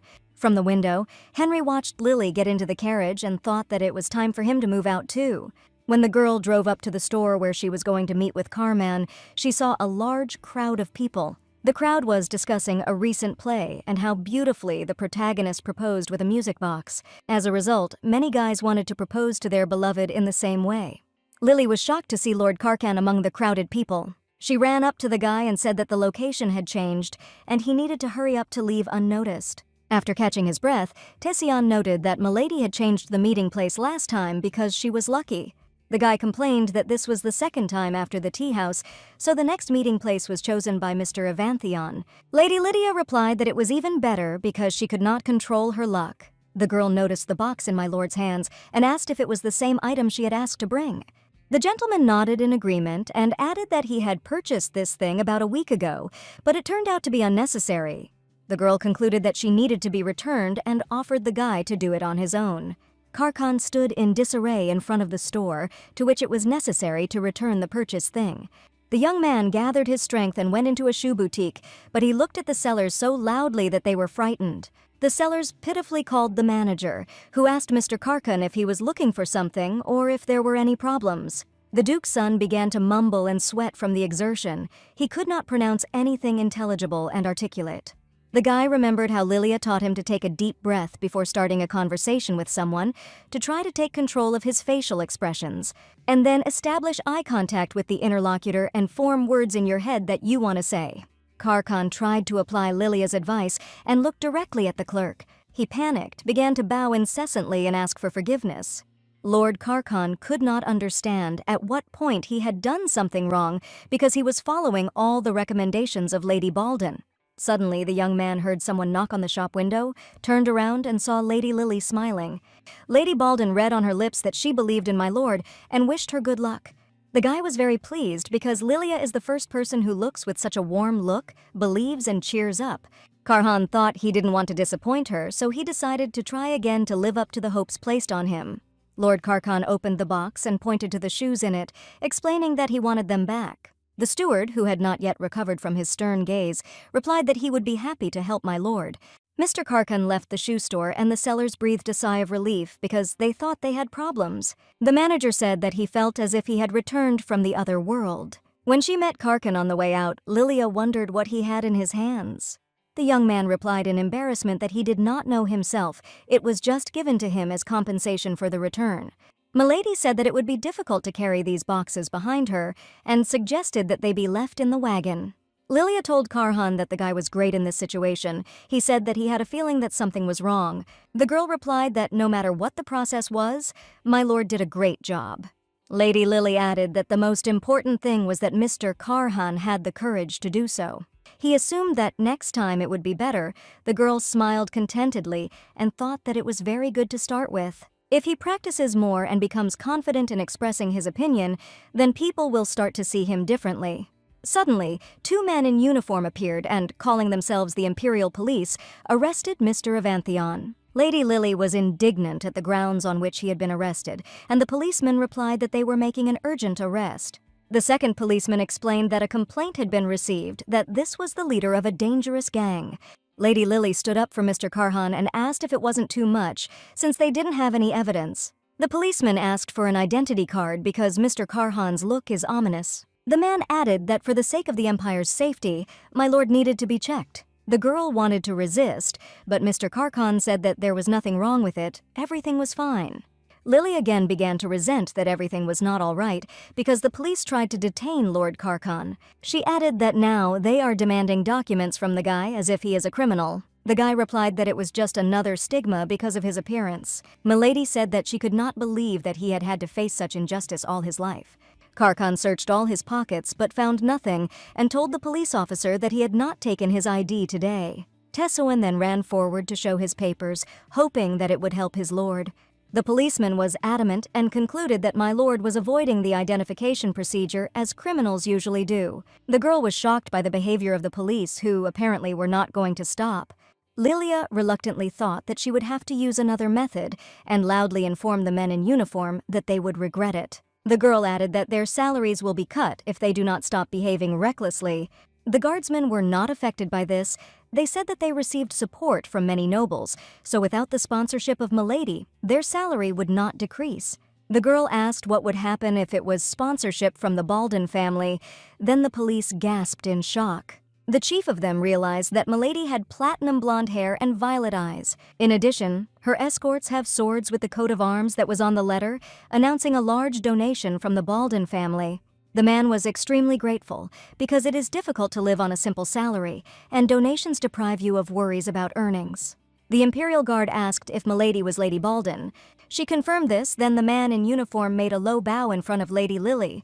She sarcastically asked if she should show her ID. The man protested and said guiltily that he regretted making such a terrible mistake, and apologized for not recognizing Lady Lily right away. The girl asked irritably if the policeman believed her because she did not have a sinister look. Without waiting for an answer, she added that the heir to the Avanthion family would be very upset by such a distrust. The guardsman's eyes widened even more as he realized that Mr. Karkan was standing next to Lady Lily. The guard bowed and apologized for having behaved so disrespectfully. As Lady Lily left, she said she hoped the officer would no longer stigmatize anyone because of their appearance. The girl noted that the incident was very depressing. The guy replied that this happens often. Karkan clarified that the situation especially worsened when he returned from the battlefields. He said that if he was just walking down the street, he was stopped for a document search and treated like a criminal. The guy smiled and noted that this time everything went quite well, because there was a person who was on his side. The lord said embarrassedly that everything would have gone better if he had brought his ID with him. The girl was surprised that even if he was misunderstood, he still did not blame other people. Lady Lily said that Mr. Karhan was not at all to blame for what had happened. Lady Lily promised to help him so that this would never happen again. Cheon said that Lady Lily was indeed a wonderfully kind person. Francis replied that it was true because their mistress was the best. None of the knights noticed that Lilia's older brother was watching the couple, who noted that his sister's new chosen one was terrible. Mr. Avanthion left Lady Lily under the scorching sun to do some shopping. Henry noted that Lord Carcon was spending money recklessly. The most disgusting thing is that he forced the girl to deal with the incident on her own. Stella Delota announced that at the upcoming meeting she wants to brew rose tea, which is served by her family. The girl said that she wanted to try it out on her dear friends first and winked at them. The ladies enjoyed the drink with particular enthusiasm and showered him with compliments, noting the excellent taste and wonderful aroma.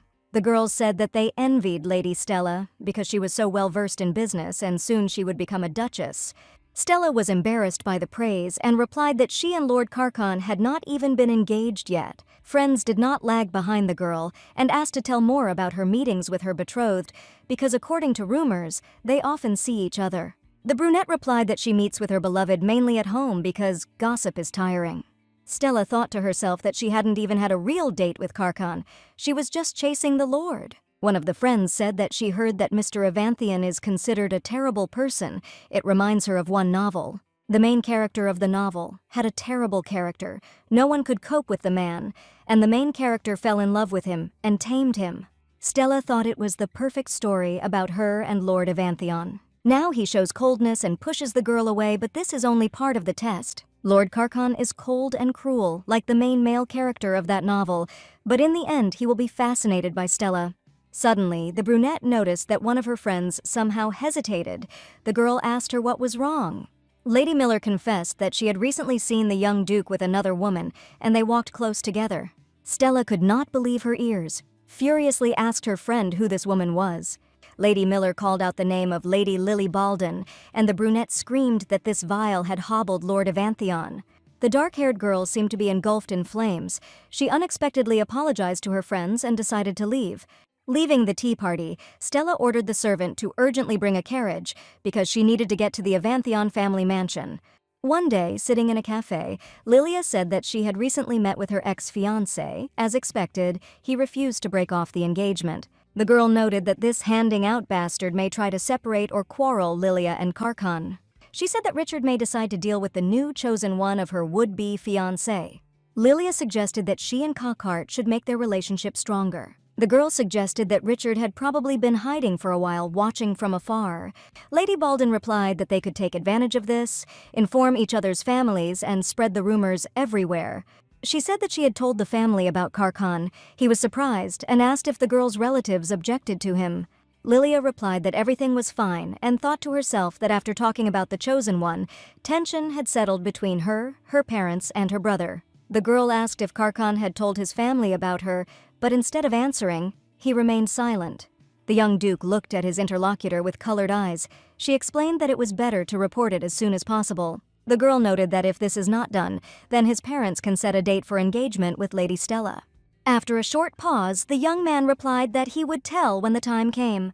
Lilia noted that Carcon's face darkened like during a banquet when she asked about his family. The girl was curious about what was going on in the Avanthion family, but she cut herself off and decided not to ask any questions. The girl thought that the topic of family was delicate for discussion and decided to change the topic of conversation, praising the guy for today's courage. When Lord Carcon and Lady Lily stepped out onto the porch of the cafe, they saw that it was raining heavily outside. Francis held the lady's umbrella in his hands and said that because of the sudden rain in the nearby shops, the umbrellas were sold out. Malik asked the lady not to worry because her knights would share theirs. He wrapped his arms around Francis and Thesion and moved with his umbrella into the downpour, the Lord trying to stop them, but the noise drowned out her voice. Lilia concluded that there was nothing she could do, and she and Carcon would have to go together as well. The guy was very embarrassed, but still invited the girl under his umbrella. Walking along the alley to the sound of falling drops, Lilia thought that at such moments everything feels different. A downpour intensifies the surrounding aromas and the warmth of a person walking next to him or accidental contact with him. Suddenly, the girl noticed that Carcon was very wet because most of the umbrella was above her, so she was completely dry. Lady Baldwin asked if Lord Carcon would catch a cold, and he assured him that he was fine and that illness was rare for him. The young man said that what makes him happy is the realization that the girl is not wet. Lilia said that she was moving closer so that the umbrella would be enough for two. Carcon was shocked, but remained silent. At this point, they both concluded that this was what caring for another person looked like. The couple reached the carriage. Lilia noted that she was the only one who got here in comfort. The girl noted that she was sorry, and the guy replied that everything was fine. Then he addressed her by name and thanked her for the day. Lilia's cheeks flushed with embarrassment. She noted that this was very unexpected, because Karkan called her by name for the first time. The girl said that she should also thank the guy for this, and added that she would look forward to the next meeting with him. Karkan looked after the departing carriage and noticed that his heart was beating violently. He put his hand to his chest, and for the first time in his life, he felt such frequent thrusts. The young duke sat in his carriage, and Thesion offered him a change of clothes. While Karkan was changing, he thought that it was only a quarter of a day, and many events had already happened that had happened for the first time. Thanks to Lady Balden, a new day began to bring a new experience. He liked such unpredictability, and he looked forward to meeting him. Karkan became gloomy in an instant, and wondered if he could have so carelessly amused, and if he could help Milady. The guy asked himself if the girl would need him after revealing his secret. Thesion asked his master not to speak like that again, for in spite of everything, he was now the heir of the Avantheon line. Karkan thought sadly that his family saw the heir in another person. The young duke felt a heaviness in his soul from these thoughts, so when he got out of the carriage, Thesion asked if he was okay. Suddenly, someone called out to Mr. Avantheon, and he turned around and saw Stella Delot. She raced towards him in a rage, ignoring the heavy downpour. The brunette was angry and shouted and asked the guy where he had been for so long because it was already late. Thesion apologized and replied that it was already evening and the visit would have to be postponed, and it would be good to warn him of his intentions to come. The brunette said that it was amazing because, it turned out, she could not just come here. Karkan stood dead and silent, and Stella asked irritably how long she would stand and get wet in the rain. The guy sighed heavily and walked past the girl on the threshold of the entrance to his family's mansion. He turned around and asked what Stella needed. She decided not to show weakness in this situation in any way, because only in this way, as in that novel, you can get a bad man. The girl said that she heard a strange story about Lord Karkan walking with Lady Balden. Stella asked if it was a lie, and the young duke was sweating, but he braced himself and replied that it was true. The guy said that he had been communicating with Lady Balden for a long time. He asked Lady Stella to pretend that there was no conversation about the engagement. The girl was seriously enraged and asked the young man why he was so cruel to her. Stella shouted that the Duke and Duchess had already received her, which meant that everything had already been decided. There was no turning back. The young Duke apologized to Milady and said that his decision could not be changed. The girl was trying to find out if he wanted to shame her like that. The guy replied that he did not understand Stella's dissatisfaction because they were not in any relationship. Because of the noise near the front door, Duchess Avantheon came out. Lady Stella greeted her, and the Duchess asked what question had brought the girl to such a late hour. At this moment, the hereditary Duke remembered the most important reason why he had avoided Stella Delot. Every time something happened, she complained to the Duchess, and now she reported that Karkan had another woman. Her Grace looked at her son with contempt and said that they were not aware of the young Duke's new relationship. The woman assured that she would deal with everything, so Miss Stella could leave, but the girl was in no hurry to return home. She tried to contradict the Duchess, but Her Serene Highness firmly and persistently advised her to stop interfering in the family matter. When the dark-haired girl was out of sight, the Duchess asked her son if all this was true. Hearing a positive answer, the woman went berserk and slapped Karkan in the face. Her Grace was reminded that they had taught the boy how to behave. They asked why their son was disgracing them, and concluded that the young Duke had remained miserable. Finally, the Duchess said that she did not think that Karkan would be like her brother in this. Karkan thought that the Duchess still loved her firstborn very much, even after the incident he had committed. The mother's faith in her eldest son remains unshaken, but his mistakes are passed by Lord Karkan. The youngest son is used as a puppet to conclude an unwanted engagement. The guy wondered how the Duchess could use her flesh and blood so prudently. Thesion interrupted the Lord's thoughts. He invited his master to go inside the mansion. At this time, Lily was enjoying a bath in the castle of the Balden family and thought how nice it would be to be at home. While swimming, the girl thought that she felt strange because she was visited by memories of meeting Karkan. The maid who was helping the mistress get dressed after the bath said that Lady Violetta was waiting for her at dinner. Lady Lily smiled and replied that she would go down to her family soon. At dinner, the parents discussed problems related to business, trade, and goods. Lady Violetta complained about how hard it was for her to work and asked her son if he wanted to help her. Mother was supported by the head of the family, telling Henry to quit the unprofitable government service as soon as possible and take up the family business. The guy said that he liked what he was doing now, and Count Cliff asked who would inherit the family business. Lady Lily wanted to say that she was interested in going into business, but she stopped in time. To tell the truth, she did nothing in this area. As a child, she helped her parents a little, but this is not considered work experience. The girl realized that she only has a desire to work with business, so she cannot take responsibility for the family's business. Lilia thought she would discuss this more when the engagement matter was resolved. Parents asked if their daughter regularly meets with the future Duke of Avantheon. She smiled feignedly. Lady Lily replied that they had seen each other today and wondered to herself why her parents had suddenly asked about Lord Carcan. Earl Cliff said that he had not heard the story of the couple's acquaintance. Lilia replied that she and Carcan fell in love at first sight. The man noted that this is very romantic because he also fell in love with his wife at first sight. The father asked what his daughter liked in the chosen one. She did not know whether it was necessary to lie about facial features or about positive qualities. The girl said that Carcan is kind and polite, although there are bad rumors about him, but in fact he is a good person.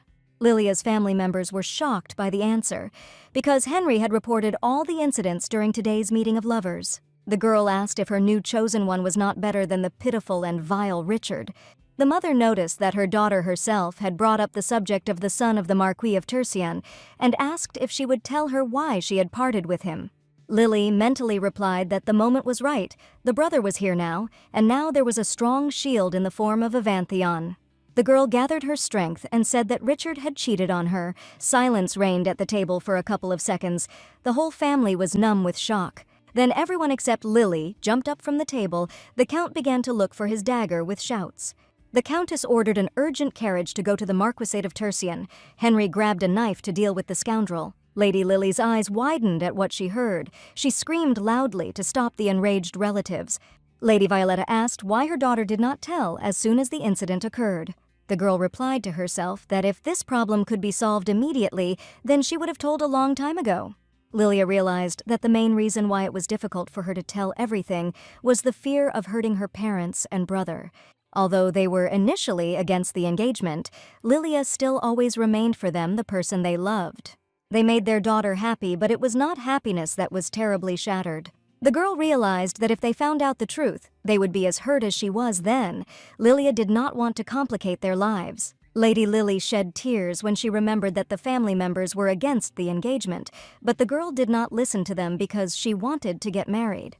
She explained that she was ashamed because of this, so she wanted to solve the problem on her own. Lilia apologized to her parents. They said that it was not their daughter's fault, and added that they would always be on her side. Henry asked his sister what she planned to do next. The girl replied that the bastard Richard would try to save the engagement. Lady Lily explained that together with the future Duke, she would find a way to stop him. Hearing the name of Mr. Avantheon, the family was greatly surprised, and the girl explained that thanks to him, she was protected, and Richard would not harm. The Count, the Countess, and their eldest son decided to consult and concluded that the new chosen one might not be so bad. Lady Violetta said that he should be the first to take a step forward. Henry replied that he did not like this idea very much. In spite of his displeasure, he announced to his sister that they would trust her and Lord Carcan to break off the engagement. The guy noticed that after the official cancellation of the engagement, the Baldin family would also begin to act against Richard. His brother said that they had to see for themselves first, and asked to invite Mr. Avantheon to visit them at Baldin Castle.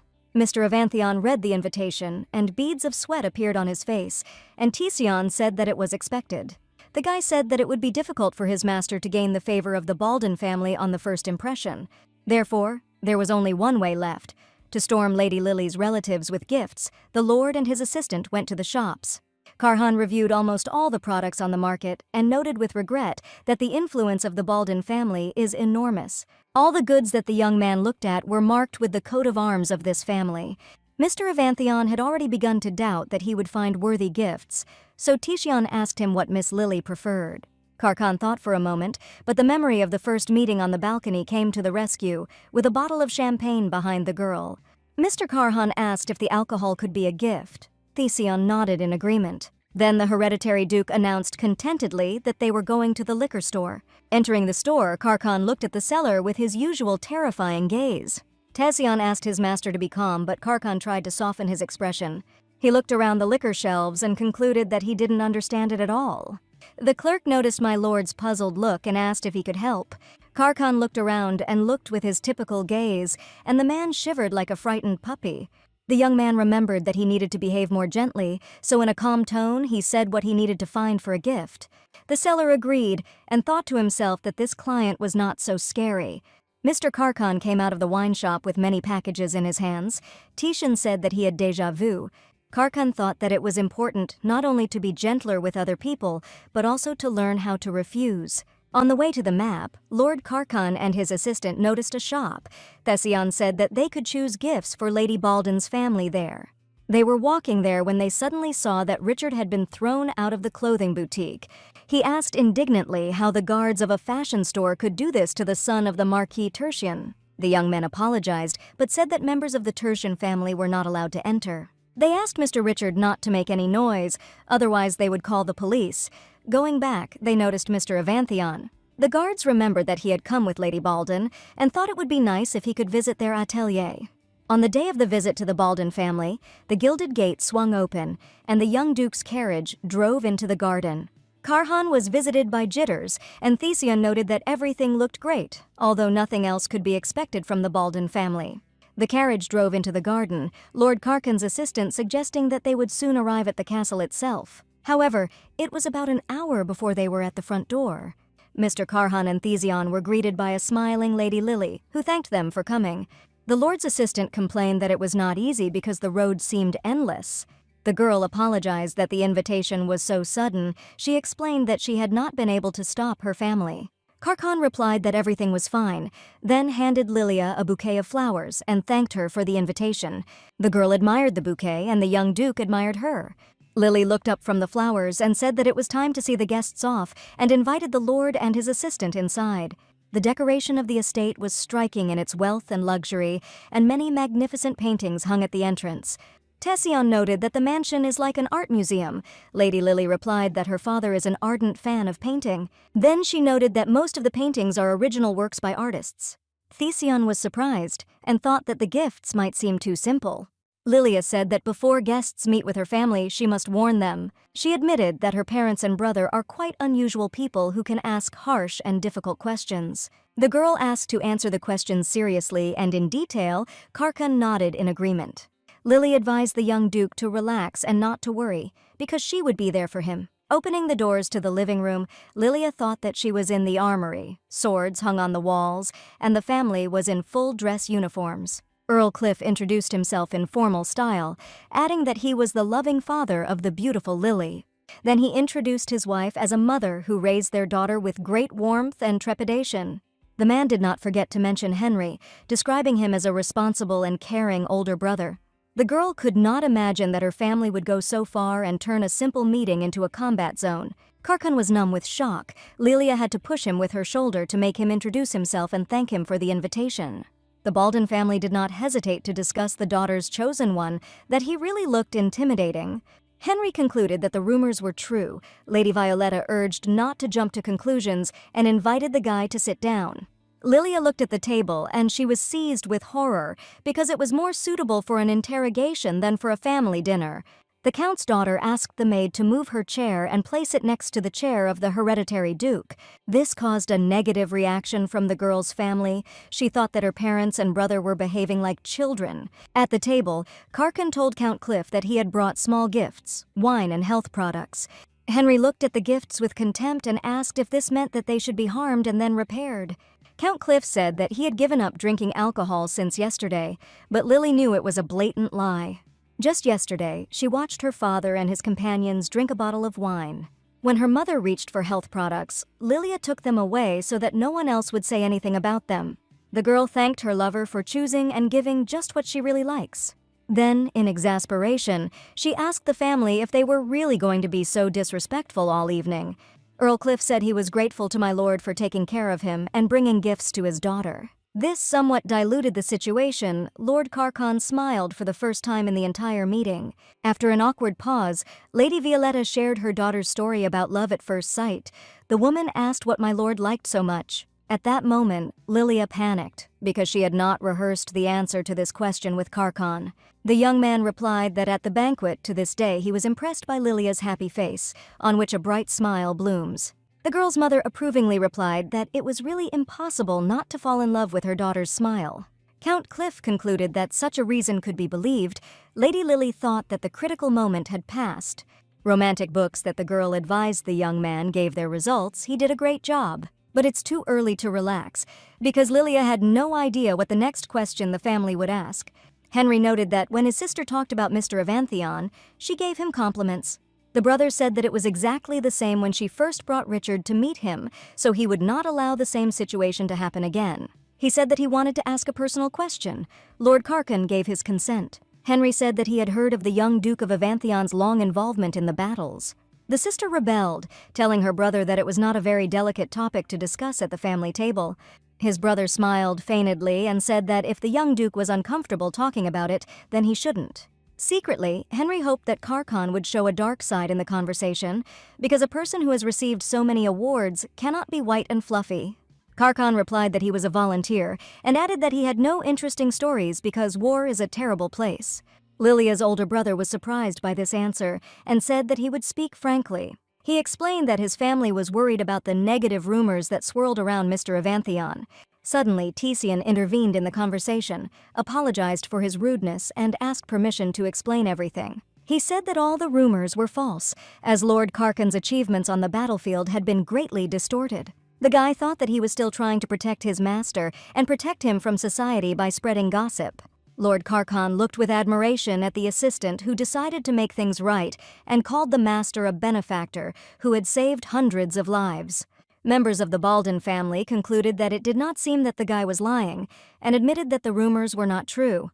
They assumed that since Carcon had come a difficult way in the war, he must have risen to the rank of general or knight commander. Carcon protested and said that he had been demobilized as an officer. What he heard shocked the entire Baldwin family, including Lilia. Everyone knew that even the nobles of the lower class easily rose to the top. Lilia's parents and brother began to whisper that it was not for nothing that the Duke's son had resigned as an officer. Their discussion was interrupted by Lilia's loud cough. Count Cliff took his daughter's hint and announced that dinner was ready. It was time to start eating.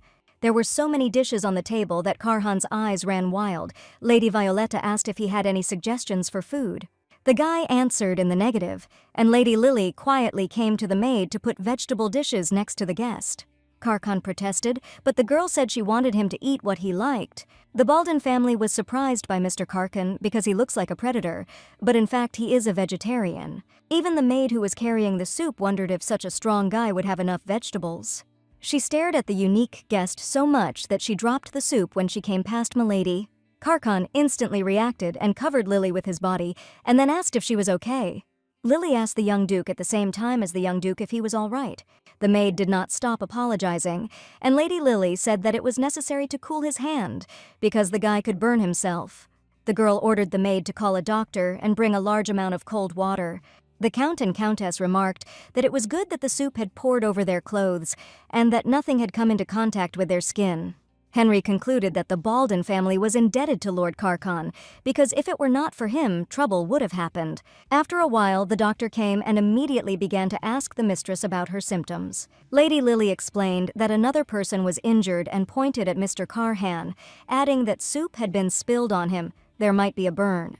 The doctor asked Carhan to take off his shirt and concluded that it was a light burn and there was nothing dangerous, and recommended an ointment. Hearing this, the girl screamed that she would help apply the ointment.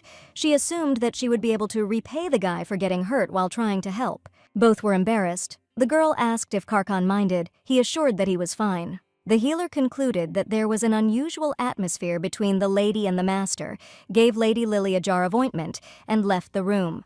When the doctor left, Lilia decided to start applying the ointment and saw the guy's back cut with scars. The girl suggested that the young man received many wounds on the battlefield. Carcon complained that the ointment was baking. Lilia tried to persuade him to be patient, and then, almost crying, she said that the incident had happened because of her. The guy protested, said that everything was fine, it didn't even hurt him, just the ointment burned the skin. Lily beamed with a smile, bandaged the burn, and happily announced that she had brought my lord new clothes. When Karkan put on a fresh shirt, Lilia noted that the guy had not eaten properly and offered to have a snack in this room. After a while, a small table was bursting with various dishes. In a calm atmosphere, the guy and the girl ate their fill. After the end of the meal, the couple went for a walk. Lilia noted that Karkan did a great job today. The girl apologized for the fact that her family was too assertive. The guy said that at times he was scared. Lilia explained that after the experience with Richard, her parents and brother are wary. Karhan replied that he understands because her family is worried. The guy admitted that the whole visit was thinking about how not to make a mistake and not to expose their fake relationship. It seemed to Lily that there was an angel in front of her. She promised to carefully monitor next time so that such a situation did not happen. The couple continued to walk in the garden. Suddenly, the silence was broken by the young duke and said that he had something to say to Lily. The guy said that Stella Delata recently came to him and asked about his relationship with Lilia. Lady Baldwin suggested that Stella probably had her own source of information. The guy said that he asked the pursuer to pretend that there was never talk of engagement. The young duke sadly clarified that, of course, Stella did not agree, but Lily explained that the main thing was that he indicated his position. The guy complained that he could not tell his family about it yet. He did not even know where to start. The girl advised to be brief. She added that for persuasiveness, she would soon come to visit the Avantheon mansion. Suddenly, the guy said that Lilia was lucky with her family. The young man said that it was clear that she was friendly, family members were close and cared for each other. At this moment, Lilia asked herself if the fake lover was hiding the fact that he had a bad relationship with his family. The girl frankly admitted that she does not always have a good relationship with her parents and brother. Sometimes there are quarrels and conflicts. Then she offered to take a walk to her favorite place. On the way, she told how she was once afraid of water. Lilia clarified that she was chilled to death when she even just looked at the water, but assured that everything was fine now. The girl took off her shoes, lifted the hem of her dress, and went into the water. She explained that a few years ago she almost died by falling into a pond. Lilia said that then she was pulled out by Richard Tercian. It seemed that he was given by fate. The savior became an important part of her life. The girl admitted that for the past few years she could not imagine her life and herself without her ex-fiancé. Lilia added that her feelings were sincere and strong. She believed Richard's words about love. With regret, the girl said that it turned out they did not love her, but her money. Some people think that you can get anything for money. Lilia noted with regret that wealth had never brought her what she really wanted. Money did not help to achieve reconciliation with the family, the devotion of the knights accompanying her, and the heart of a loved one. With bitterness in her head, she asked why Richard decided to play with the girl's feelings, if he could initially ask for a reward for the rescue. Lady Baldwin concluded that she would never have fallen in love with Richard Tercian if he had not saved her. Karkan asked if she still loved her ex-fiancé. In response, Lilia laughed, adding that he was now her enemy. Suddenly the girl smiled sweetly, stretched out her hand to the guy and offered to sit together. She dangled her legs in the water and admitted to the young man that she often comes here in the summer, but her parents do not know about it. Then Lily looked dreamily at the sky and asked if it was a date. Karkan looked at her interlocutor uncomprehendingly. The girl calmed the guy down, saying that she did not know either. She had never had a real date with Richard. Lilia felt that she was finally in a real relationship, albeit for a period of 1 year, letting it be just a game to break off the engagement. The girl had the feeling that she was having a good dream. Lilia did not notice how it began to get dark. She shifted the young duke's gaze, noticed his smiling expression, and suggested that he go back. When they returned, they met an annoyed Thesion, who complained that the mansion was so large that they had to ask for directions. The assistant asked where master and mistress were. Lily said that she had gone away to cure Lord Karkan. The girl felt embarrassed that she and Karkan left and did not take care of Tishan, so she decided to tell her about the flares. Lilia explained that everyone has them, because if you get lost in the castle, you can ask someone for directions. She clarified that it would not be possible to do this outside the house. At that moment, a maid approached. She said that Lady Lily was called the Countess, and the girl replied that she would come after seeing off the guests. Karkan assured that there was no need to worry, they would find a way to the exit, Lilia protested, because guests are not treated like this. The young duke added that they needed to return as soon as possible, and the assistant said that he remembered the way to the front door. The girl sighed sadly and concluded that if so, she would go to her mother. Lord Karkan and his assistant were walking down the corridor, but they were stopped by a familiar voice that shivered. It was Count Balden, who asked if the guests were already leaving and how Mr. Karkan was feeling. The young man replied that he had only a slight burn, and nevertheless he received excellent treatment. Earl Cliff said he was delighted and unexpectedly bowed to Lord Karkan and added that he was sincerely grateful. The man explained that he wanted to repay the young duke somehow. If he needed anything, let him know. The guy protested, explained that he had received the necessary medicine, and that was enough for him. An awkward silence hung between the interlocutors. Karkan noticed that they were standing near the painting, and Lilia was talking about her father's love for art. Karkan decided to diffuse the awkward situation with a compliment to the picture. The Count's eyes sparkled. He asked if the guy was also interested in art. Immediately, the man grabbed the young man by the hand and dragged him to other objects of art to hear a detailed review. Count Cliff led Lord Karkan to the painting and waited for his opinion. The guy explained that lines are swords of good and evil. The young man added that the swords would never intersect, but they existed in the same space at the same time. Count Cliff was pleasantly surprised and took the guy to the next picture, noting that he clearly knew it. Lord Karkan did not even know the name of this work of art. It was suggested by Cheon. The man admitted that he had no idea that the young master could be such an art critic. The Count invited the guy to the exhibition, which he curates, to have a deeper conversation. Karkan mumbled for a long time, covered with sweat, but still said that he would be happy to attend this event. The Count was inexpressibly glad of this, and the young man mentally cursed himself that he had not been able to refuse the offer again. Leaving Balden Castle, Karkan caught himself thinking that he had been in an unfamiliar world. Here people quarrel but still take care of each other. Love, beauty, and warmth reign in this world. The young duke would have liked to be in this atmosphere longer, but he realized that this was not the place he should be. A few days later, Lady Lily came to the Empire's central bank because she had received a letter about the need to expand the vault. A bank employee informed Lady Lily that in addition to the profits from the reconstruction of the coffee shop, the store with boxes had succeeded. The bank employee asked if Lady Balden wanted to know the amount of money in the account. She clarified that she would name the current amount, because interest is accrued right now. When the current balance sheet was announced, Francis and Malik almost fainted from the number of figures. Lilia smiled, said that it was no longer clear where to spend so much money, and asked to add 2 underground safes in her name. After the bank, Lady Lily decided to visit a cafe and treat the nights to delicious desserts. In parallel with tea drinking with sweets, the girl studied a newspaper with advertisements for shops, boutiques, and shops. In many advertised establishments, she has been or has already purchased them. The girl could not understand what to do if the speed of spending did not keep up with the speed of accrual of money. Lily was called out by Richard's older sister, Siona Tercian, and said that she did not immediately recognize Lady Balden. Apparently, she had changed during this time. The girl with ruby hair said that she was just going shopping and asked Lily to follow her. Siona didn't understand why Lily was hesitating and still sitting there, because she had already come to the sidewalk. Lady Balden wondered if Richard hadn't told his sister about the breakup of the engagement. Lily rose from her seat and warned Francis and Malik that she would be back soon.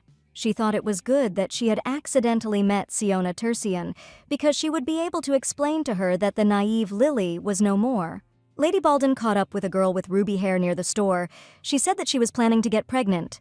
Siona said that it would be more correct to buy baby care products in advance. The sellers were not happy with the client. Last time she opened the packaging of the goods, but did not buy, lowered prices at will. Siona loudly declared that she was going to buy all the goods that she had looked at during the last visit. After a while, the store staff put all the necessary goods in the center. A girl with ruby hair noticed that the material and upholstery of the stroller were not of very high quality. A fastidious customer asked for something more expensive and better. The saleswoman pointed to the most luxurious model of the store. The buyer saw the proposed model and exclaimed that it was a delightful stroller. She said that she would buy everything. The store employee named the total amount of the purchase, and Lady Siona asked Lady Lily why she was standing still and not paying. Lady Balden moved to the checkout and said that she would pay for only one item, a rattle for her puppy. In an instant, the girl with ruby hair got angry and shouted that Lilia had eaten something wrong today and asked what she should do. Lilia advised her to pay for it herself, and Siona was surprised that her brother's fiancé had changed her behavior. Lilia remembered that she had always paid with a smile, and Siona reminded her that they would soon be a family and asked if it was really difficult to pay. Lady Balden said that she did not want to unite with the Tercian family and added that from now on she would not waste her money. The girl with the ruby hair was even more enraged and said that with such behavior, Lily would not enter the Tercian family.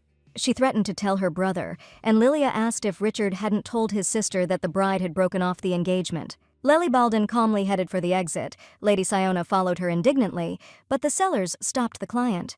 They shouted that the harmful visitor came for the umpteenth time, unpacked the goods, and did not buy anything.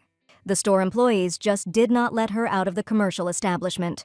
Lady Lily was walking down the street and thought that Richard, although he had quarreled with his fiancée, did not tell his family about it. The girl suggested that his pride prevented him.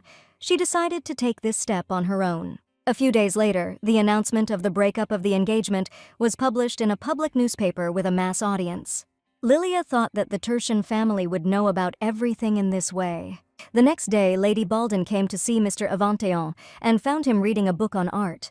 The girl noted that this was a good topic to study, remembered that her father was soon holding an exhibition of paintings, and invited Carcon. Without waiting for an answer, she announced that today the young man would learn to refuse. Lilia made a pitiful expression on her face and asked the guy for some money. Less than a second later, Carcon agreed, reached for his wallet, and asked to clarify how much he needed. Lilia objected that the point is for the young man to practice saying no, even if they press on pity. Carcon replied that he could not refuse the lady, so whatever request she had, he would like to listen to the girl. Lily was touched, but cut herself off. Thinking that now was not the time, she said that she was grateful for her responsiveness. She added that the young duke needed to be more careful with his money and announced that it was her turn to refuse. The guy just began to pronounce a request for help, as the girl coolly replied that nothing would work since she was busy. Carcon lowered his gaze and was so sad that he resembled a teddy bear. Lilia noted that this was just training. Lilia explained that if someone asks for something, then the young man needs to determine whether it is acceptable for him. The girl clarified that you do not need to make sure that you are afraid of him, but you need to learn to defend personal boundaries. Lady Balden added that if someone continues to insist on their request when Mr. Carcon refused, then they should leave. The guy asked if it was necessary to go that far. The girl replied that there are people in the world with bad intentions. Lady Balden clarified that it is not necessary to be kind to everyone. The most important thing is that he does not suffer. Lilia said that the guy now has 3 goals, so that people do not fear and avoid him, learn to express his opinion. The guy's most important goal is not to feel guilty in front of other people. He promised that he would try. The girl thought that the young man needed practice, and remembered that when they first met, she noticed that he had problems. Leaving the cafe, Lilia explained to the guy that it would be more effective to train when shopping. The lady was walking along the sidewalk. A guy came up to her and asked for directions. The girl advised to seek help from the security guard at the end of the street. He thanked me for the hint and asked me to pay him some more attention. Suddenly, it dawned on Lilia that this annoying guy was promoting a strange religion. He was the perfect target for training. Lilia pulled Carcon closer, and the preacher said that the guy had extraordinary energy, so he wanted to talk to him. Carcon was surprised at how easily the guy started a dialogue. The propagandist called the master brother and said that he had a strong energy. The young duke gathered his strength and declared that he was not interested, but the missionary was not embarrassed. He frowned and said that it was very sad that he was considered a person who approached everyone. Carcon realized that the unpleasant consequences of the refusal were not long in coming. The preacher said that he wanted to share something good. The guy asked to be understood correctly. The young duke boiled with anger. He clenched his fist and strained through his teeth that he was busy and it was time for him to go. This time, the persistent response worked, and the propagandist of religion lagged behind Carcon. The guy turned his attention to Milady and said that she had a radiant energy, and she looked like a kind person. The missionary asked Lilia if she was interested in what he wanted to tell her, and suddenly Carcon turned sharply and grabbed the guy by the shoulder. The young duke said that he had asked the preacher to leave in a good way, because they were in a hurry. The guy ran away from Lord Carcon, screaming that he was a demon and Satan. Lily happily noted that the young duke had exceeded all her expectations, noted that it was magnificent. The guy replied that it turned out that he was good at practice. Lilia thought that she had never seen Carcon smile so wide. Lilia thought that no matter how much she trained the guy, he always smiled awkwardly and strained. The girl asked what the guy was thinking when he smiled, but he couldn't admit that the smile was a reaction to Lilia's happy face. The young duke replied that he remembered the dog he had when he was a child, and the girl was saddened that it was so simple. Then they cheered up and advised the guy every time he was nervous to remember his pet from childhood. The girl announced that from now on, when she talks about the dog, Karkan needs to smile. Lilia noted that Karkan is a capable student and suggested learning to swear, especially since Franz is an excellent teacher in this regard. Richard looked at the mess he had made and concluded that it was necessary to learn to tame his temperament. He smashed his room with emotion when he ended a conversation with his sister, who found out about the breakup of the engagement of his younger brother and Lady Baldwin. Richard was interrupted from his negative thoughts by a servant, who said that he was being summoned by the Marquis. He suggested that the reason for the demand for an urgent meeting with his son was a note in the newspaper about the termination of the engagement. When the guy came to his father, an armful of newspaper pages flew into him, where on the front page there was a photo of Lily and Richard. The Marquis demanded an explanation. The young man replied that he and the bride had a quarrel, and she was still angry. The man said that he did not believe that such a note could come out because of one quarrel, and called his son a pathetic premature. The Marquis shouted in surprise that it was possible not to cope with the heart of one girl. Richard fell to his knees and asked his father for help. His father asked the boy if he had spoken to someone from the Baldwin family, but there was silence in response. The man announced in an indifferent tone that he would talk to Henry Baldwin and ordered his son to go away. When the young master returned to his mansion, he was greeted by Cheon, who stated that he was glad that his master had learned to refuse. The boy remembered how he used to stand at Lord Karkan's chambers at night. They tried to take away food from the master, asked him to go into battle instead of someone else, or made impossible demands. Cheon said that he was truly touched and grateful to Lady Baldwin. Karkan smiled and thought that the assistant was right. The young duke realized that without Lily's help, he would not be able to refuse anything. Karkan opened the box that had been handed over by Lilia during the meeting. There were sweets and a note wishing bon appetit. Seeing the candies, the guy remembered a moment from his childhood when he had a similar box of sweets, and he was eager to share them. He offered sweets to the maids. They said that the duke's son was very kind, but this was not enough. He wanted his mother's love. At that moment, the boy wondered if he was kind, whether his mother would love him. Little Karkan wanted his mother to love him. That was all he could think about, but in response he received only a cold, fleeting glance. He did not know since when his mother had a look full of hatred, as if he had always been like this, and Karkan was an unwanted child. The boy thought that he had made some mistake, wanted to correct it, wrote pleasant notes to his mother, attached fresh flowers to them. He wanted to win at least a drop of his mother's love and trust, but one day he went into her room. In the trash can, he saw all his gifts given to his mother. From that moment, the gap between them began to grow. That day, Karhan decided not to show any more kindness, but everything changed with the appearance of Lady Baldwin in his life. Lord Karkan asked Cheon if the Duchess was at home, and when he received a positive answer, he said that he had something to talk to her about. Karkan knocked on his mother's room, but did not come in, but only opened the door slightly and said that he wanted to talk. He said that he had met a girl. At that moment, the silhouette of the Duchess appeared in the doorway. She had already raised her hand to slap her in the face, when suddenly the young duke said that it was Lady Baldwin. The woman told her son that he had finally begun to do something useful. She knew that Baldwin was the richest family in the empire. Finally, the Duchess said that she wanted to meet her son's new chosen one as soon as possible. The next day, Lilia received a note from Karkan saying that her parents wanted to get acquainted. The girl realized that she was being invited to the Duchy of Éventéon, and she began to worry a lot because it was her turn to play the role. Lady Lily's worries were interrupted by a maid who reported that an intruder's carriage had arrived at the main gate of the mansion. This guest turned out to be Lady Stella Delat, who was terribly nervous and shouted at the servants, asking if they had notified their mistress. They replied that they had taken a short drive to the mansion, so the lord should soon be notified of the arrival of the guests. The guard asked to wait a little longer, and Lady Stella remembered how the Duchess had promised to resolve the Karkan issue.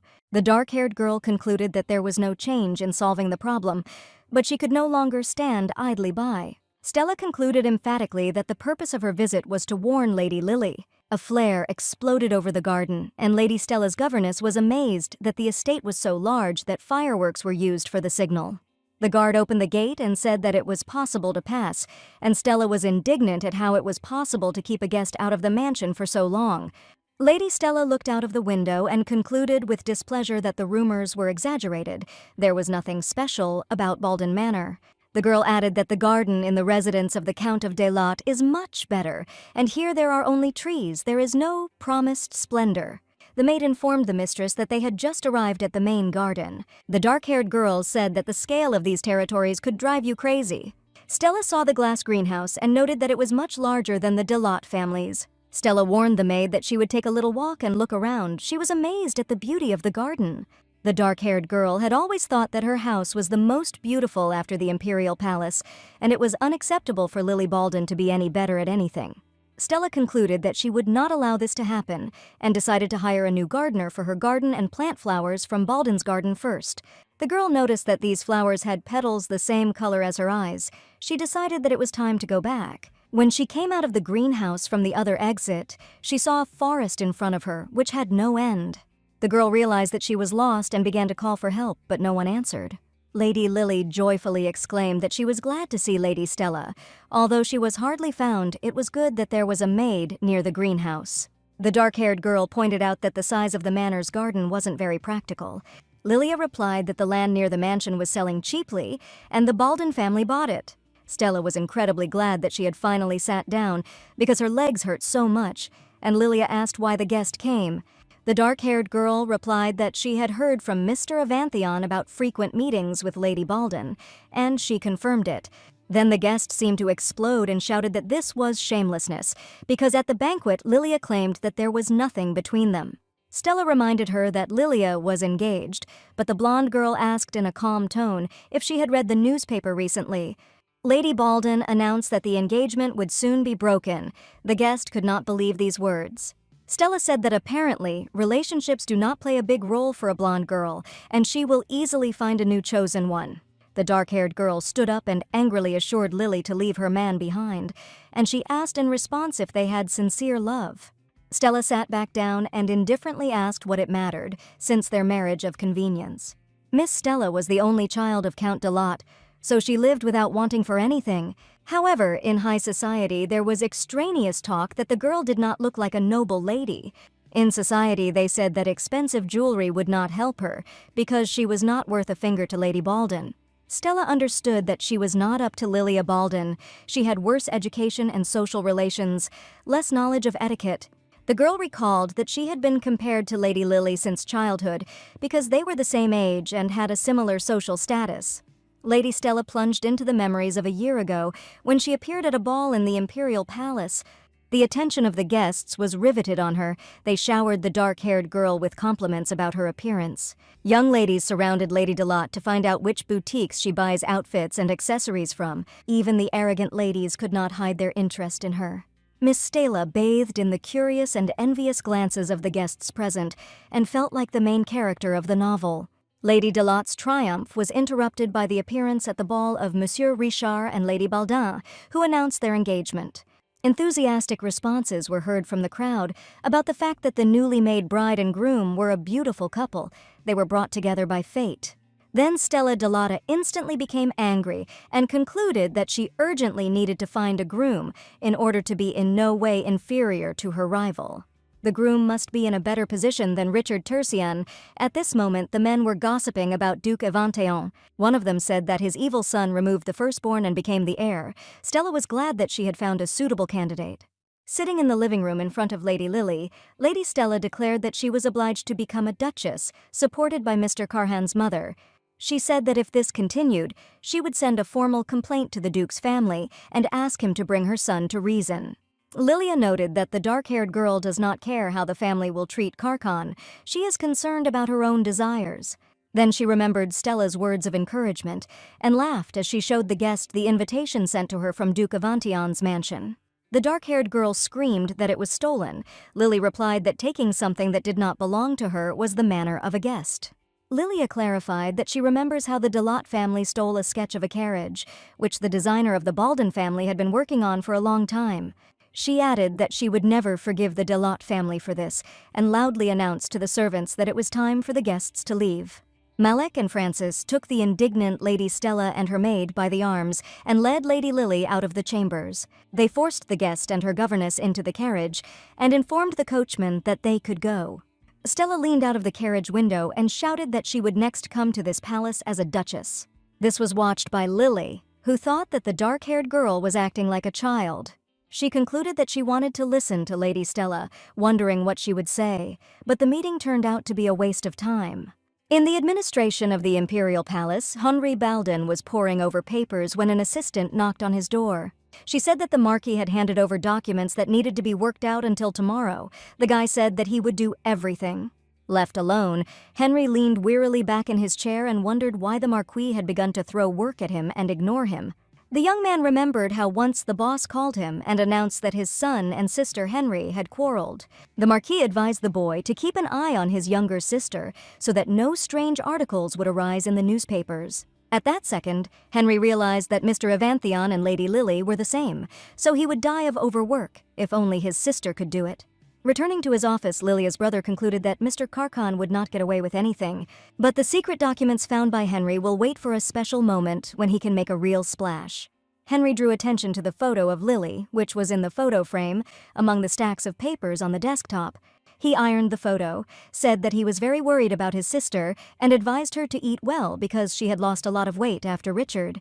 In the castle of the Baldin family, the maids helped the mistress prepare to meet the family of Lord Evanthion. Lilia asked to give her a dress of a faint color and to gather her hair in her hairstyle, because this is her first meeting with Carcon's parents. When they finished their work, the servants opened their mouths in admiration at the realization of how beautiful their mistress was. The girl thanked the maids for their help and asked them to warn her parents that she would return for dinner. Lilia thought that she had not seen her brother for a long time. The governess explained that he came home late at night and left early in the morning. The lady replied that it was very strange because her brother always left work on time and promised that she would definitely visit her brother later. Mr. Carhan couldn't take his eyes off Lady Lily, who got out of the carriage and was heading towards him. The young man thanked her for coming. She handed him a bouquet of flowers and said that she was grateful for the invitation. Carcon noted that he had never received flowers before. Lilia laughed and replied that she was also giving flowers to a man for the first time in her life. The girl recalled that the guy gave her flowers when he came to her home, so this bouquet is her gratitude. Carcon led the guest inside the mansion and said that his father had left on urgent business, so today she would only meet with the owner of this house. The girl thought that the young man was more worried now than when he came to visit her home. Carcon invited Lilia to enter the room, but she fell into a stupor and panicked that his mother would pour tea on her for seducing her son, who had a fiancé. Lilia imagined Carcon's mother throwing a wad of money at her and demanding that the girl break up with her son immediately. The girl realized that there was no way back. It was time to go into the room, where she met the kind and smiling Duchess. The woman wondered if the journey had been too difficult and apologized that they had not been able to send a carriage for the guest. Lilia was surprised by the warm welcome, but she did not stop worrying, looked at Carcon, thinking that nothing would happen because he was nearby. The guest cheered up and thanked for the invitation, adding that it was a pleasure to meet her. The girl noticed that the Duchess was carefully examining her necklace, but after a moment, the woman introduced herself. She said that she had heard a lot of good things about the Baldin family and invited the girl to sit down. Lilia sat down on the sofa and fixed a puzzled look at Carcon, who did not sit down, but remained standing next to him. It seemed to the girl that he was covered with drops of sweat, then she whispered why he continued to stand. Livetta Evanthion told her son to sit down as well, and Lily thought that Carhan must be very worried. The guest drew attention to the fact that today the guy behaves differently than usual.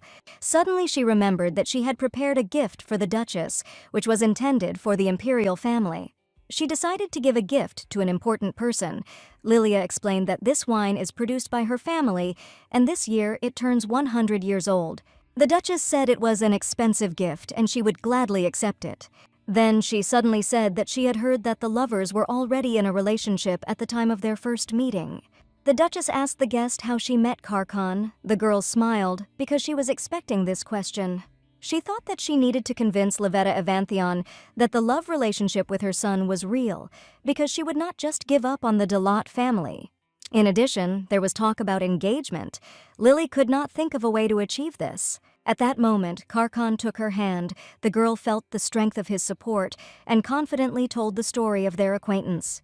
She explained that she and Karhan had met at a banquet and fell in love at first sight, but these words did not impress the Duchess. She asked if Lady Baldin knew that the Evanthion family was in talks about their engagement to Lady Delat. Lady Lavetta said that she deliberately delayed this moment because something bothered her. Lily couldn't understand why the Duchess had chosen her as her future daughter-in-law. Lady Lavetta explained that Lady Stella had a difficult character, but at that time she was the most suitable candidate. The Duchess explained that a man from the Evanthion family was worthy of a companion from the best family. She concluded that she was glad that she listened to her intuition and postponed the engagement, because thanks to this, her son was able to meet a beautiful lady. The Duchess added that she was glad that the breakup with Stella Delotta was going smoothly, then asked the couple when the engagement ceremony was planned. Lilia mentally replied that since they were supposed to be located at the end of the contract, the engagement was a difficult matter. Karkan sensed that Lilia was in turmoil, so he decided to reply that it would be difficult to set an engagement date quickly. The young master clarified that Lady Baldin's engagement to Mr. Tertian had not yet been completely dissolved. The girl noticed that the guy's hands were trembling, and Lady Lavetta replied that she did not know it, but hoped that everything would be resolved as soon as possible. The woman said with a smile that such a wonderful lady should be married at the first opportunity. Duchess Evanthion said that she really liked Lady Baldin. For some reason, the girl was very alarmed by these words. We are talking about such an important matter as the engagement of the heir to the family, but she is trying to arrange everything as quickly as possible. In addition, from the very beginning of their acquaintance, the Duchess has never looked at her own son. Probably she does not care about him. The Duchess of Evanthion, a businessman, tries to sell the goods as quickly as possible before their value falls. Suddenly, the girl plucked up the courage and replied that since the conversation turned to engagement, it would definitely take place this year. The girl replied that she planned to raise this issue after the breakup of her last engagement. The guest added that she was hospitably welcomed at the ducal mansion, so she will pay special attention to the wishes of the Duchess of Evanthion. Lady Lavetta replied that it would be wonderful and apologized for her impatience. She explained that Lady Lily really liked her. The guest thanked the Duchess for her kind words. Suddenly, Lady Lavetta rose from her seat and apologized for leaving first, for she had other things to do. The Duchess said that she hopes the guest will feel at home here. Only at the end, as she left the room, did the Duchess cast a sinister glance at her son. When the doors slammed shut, Karkan began to examine the hand that had been lying on Lilia's arm throughout the conversation. Lady Baldin's words sounded in his head that the engagement ceremony was planned to be held this year. In the next second, Lily screamed in panic and explained that she was not ready for the question of engagement. I had to say that the couple would get engaged within a year, but you need to come up with an excuse to postpone it as long as possible. The girl added that it was necessary to come up with something plausible and asked Karkan if he had any ideas. The guy didn't answer. Instead, he offered to show the ducal mansion. While touring the mansion, Karhan noted that there is nothing special about it compared to the castle of the Baldin family. Lilia smiled and replied that the mansion is very beautiful. It has an ancient atmosphere. The girl saw the maid spot Mr. Evanthion, turned around abruptly, and hurried the other way to get out of sight. Lady Baldin realized that her guesses were correct. The young duke was indeed being shunned by the servants, and his mother was not looking at him. She realized with regret that Karkan was like a stranger in this place who was not welcome here at all. Passing by a large painting, the girl stopped and began to examine it. Karkan explained that this family portrait was painted when he was on the battlefield. Lily recognized the guy depicted in the painting as Karhan's older brother. Rumor has it that Master Evanthion got rid of him. The girl clenched her fist in anger because she had already managed to recognize Karkan, so she did not understand how such false gossip could exist. Lilia suggested that the family itself forced the youngest son to become the heir, and society condemned him in vain. The girl remembered the expression on the man's face when he spoke with envy about the close relationship of the members of the Baldin family. She used to assume that Karkan had a bad relationship with his family, but she did not think that everything was so bad. Lady Baldin asked Karkan if there was any place where he could talk quietly in private. He was very surprised, but emotions did not prevent him from answering that his room should be suitable. When the young duke opened the door to his chambers, he instantly turned into a harmless teddy bear. He showed behind which door was the bedroom, and behind which was the study. Lady Balden pointed to another door and asked what was behind it. The guy replied embarrassedly that it was the pantry. The girl rounded her eyes because she could not imagine that there could be such a room in the chambers of the Duke's heir. The guy invited the guest to sit down. She asked if Karhan was a restless child, Lily speculating after the Duchess's stern gaze on her son. Karkan smiled and replied that it was likely, because once in his childhood he locked himself in his study for the whole day and did not eat anything. The guy remembered how he was scolded because he was digging in the garden and scattering everything. Lilia looked at the interlocutor in shock. She asked if this could really make a small child a troublemaker. The girl told how she threw all her toys into the pond as a child. Lilia shared her memories of how often she scattered flour throughout the kitchen because she also wanted to cook. Once she made her father faint when he discovered children's drawings on the famous painting. The girl laughed at the memory of stealing her mother's sword to play with, then concluded that Karkan had been an angel as a child. Karkan was pleased with these words, and Lilia wondered why the Duchess was so harsh on her own son. The young man replied that it was because his mother considered him useless. Lilia objected and said that this was not the case. She said that if the guy is useless, then the rest of the people in this world are just garbage. The girl asked Karkan where else she could find such a kind person as him. The young man said that Lilia is the only person who thinks he is good. The young duke became darker than a cloud, and Lily sat down closer to him, looked into his face, and assured him that he was indeed a good man. The girl said that she was always told that she was good at understanding people, but Richard was an exception. Lily asked the guy not to say that anymore if he didn't want to question her insight. Karkan thought that he had always tried to be kind, but he began to believe that he had failed. Only after Lilia's words did he begin to change his mind. The girl concluded that the Duchess is solely to blame for this situation, because even in families, loved ones may not know each other really. The girl told the guy that if he needed help, he could contact him at any time. She would be happy to help. Karkan wondered why she was doing this for him. Lily replied that she was in the same boat with the young duke. At that moment, the guy thought that he was waiting for a different answer in vain, because he and Lady Balden were bound by a contract. The young man bowed his head doomedly and thought that, in fact, he was hiding the fact that his family did not recognize him as an heir. Karkan concluded it was time to admit that his parents had abandoned him and perhaps he would not fulfill his part of the contract. On the other hand, he is afraid to see disappointment in her eyes, because if the lady finds out about everything, she will begin to despise him and eventually leave. The guy decided that this could not be allowed, because after this he would not go, because he was already used to the warmth that Lady Balden gives. The visitor looked into Karkan's bedroom and noted that the room was quite small for the Duke's son. Lilia caught a glimpse of the box she had helped to choose and asked why the guy hadn't given her gift to anyone. The guy admitted that he bought the box because he wanted it for a long time. It's just that such things do not fit his appearance, so he said that it was for a gift. The girl replied that it was cute and offered to tell her when she needed to buy something again so that she could cover it in the store. Lilia noticed that in addition to the bouquet and the box, there were books about love and a box of chocolates in Karkan's room. The guest was pleasantly surprised that the guy kept everything she gave him. Lady Balden felt her heart flutter. She remembered that Richard Tertian threw away the bride's gifts when they got bored. Lilia noticed that Karkan was back in black clothes and asked why he wasn't wearing the outfits he had bought recently. The young man replied that it was not on purpose, and the girl asked Karkan to open the wardrobe with clothes. The girl decided that it was time to sort out the wardrobe of the fake lover and check if the clothes chosen together were in order. She looked at the jacket, asked how many years ago this thing was considered fashionable, and insistently asked not to wear it anymore. Suddenly, the girl paid attention to the buttons of her jacket. At that moment, Malik entered the room.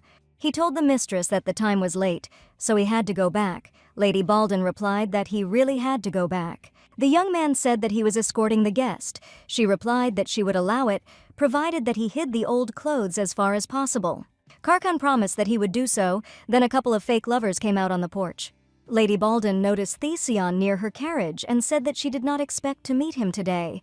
Mr. Avanthion's personal assistant replied that he had left the mansion for a short time, specifically to say goodbye to Lady Balden. Suddenly, Karkan threw his frock coat over Lilia's shoulders and said that the wind was very cold. The girl could freeze on the way home. She replied that this would not happen because she would ride in a carriage, but the young man did not seem to hear her. He said that the frock coat could be given back next time. Lilia noticed that the guy's cheeks were red with excitement and embarrassment.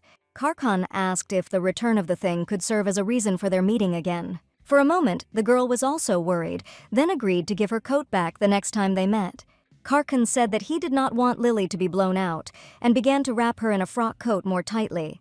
The girl thanked the young duke, and mentally assumed that he had read about it in textbooks about love. Then she laughed, because she realized how ridiculous it looked in the clothes of a guy with a strong build. The lady noticed that the carriage was watching the farewell, for two heads were peeping out from behind the column. Looking closer, she realized that it was a servant of the duchy, who was surprised that their master looked so happy for the first time. Lily thought this was the perfect opportunity to stir up rumors and ask the guy to move closer. The girl hugged the guy and wished him good night. This caused a storm of surprise among the peeping maids. When Lady Baldin left, Cheon informed Master that it was time to return to the mansion. The young duke looked at the assistant in fright and said that his heart was aching. Cheon replied that he didn't know that the master had a heart problem, but Karkan really blushed. He should call a doctor immediately. Sitting in the carriage, Liliu did not stop thinking about how warm Karkan's hands were. The girl understood that the relationship was negotiable, but the experiences were real. Experiencing them, anxiety appeared in her heart. She is morally hurt because the memories of her ex-fiancé sometimes return. Lilia is faced with the doubt that she will be able to build a relationship with someone again. She is afraid that in the end she will be hurt again. After a moment, the girl reassured herself that there was nothing to worry about because Mr. Avanthion did not love her. They are bound by a temporary contract. When it expires, the fake lovers will never see each other again. Lady Baldin recalled the Duchess's question about the date of engagement of her son and the new chosen one. The girl concluded that if their relationship develops, everything will only become more complicated. She caught herself thinking that when she met Karkan, her heart fluttered. She experienced tender feelings. Compared to the negative emotions Lilia experienced with Richard, she now feels good and calm. Since the ex-fiancé never agreed to break off the engagement, he probably has a plan. As the carriage drove along the street shrouded in the darkness of the evening, the girl wondered if Richard had any weaknesses. It dawned on Lily that she could put pressure on them and force her ex-lover to break off the engagement. Meanwhile, Stella Delata trashed her room in a rage, shouting the name of Lady Lily Baldin. The dark-haired girl wondered why this ubiquitous conceit stood in her way again. She remembered how a few hours ago the Duchess had invited her to the mansion to inform her that a more suitable bride had been found for her son. Lady Lavetta noted that she was very glad that the engagement of the heir to the Avanthion family and Lady Stella did not take place. The young lady forced a smile and asked if the Duchess was talking about Lady Lily Baldin. Lady Avanthion ignored the question and said that she would tell the dark-haired girl's father herself.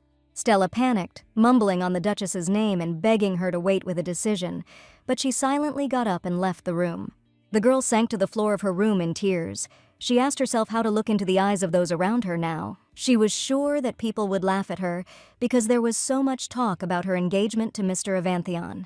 The girl regretfully concluded that she had missed her last chance to defeat this disgusting bastard.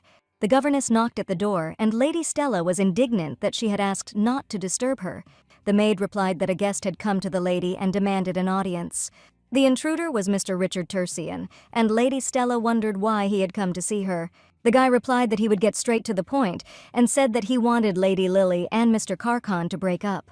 The dark-haired girl asked the guest how he was going to achieve this. He told how he had recently met the Duchess of Avanthion at an event. She said that she had heard that Mr. Richard was going to break off the engagement. The guy was indignant that this was a lie, and added that he did not expect the Duchess to believe dirty gossip. The woman pretended to be discouraged, and replied that she had heard it personally from Lady Lily. The young man mentally noted that even the Duchess was already involved in this deception. It suddenly dawned on him that this was not a game. Richard decided that he did not have time to wait for his father to do something, because Lilia really intended to break off the relationship. Suddenly he remembered Stella Delata and decided that he needed to team up with her in order to start acting. The guest said that he knew that Lady Delata was in the same situation as him, and suggested that he was not mistaken when he decided to come to her. The guy explained that he perfectly understands the girl's feelings, because he was also confronted with the fact when he was informed about the breakup of the engagement. Richard assumed that she was angry and felt betrayed, and promised that everything would return to its place if the plan succeeded.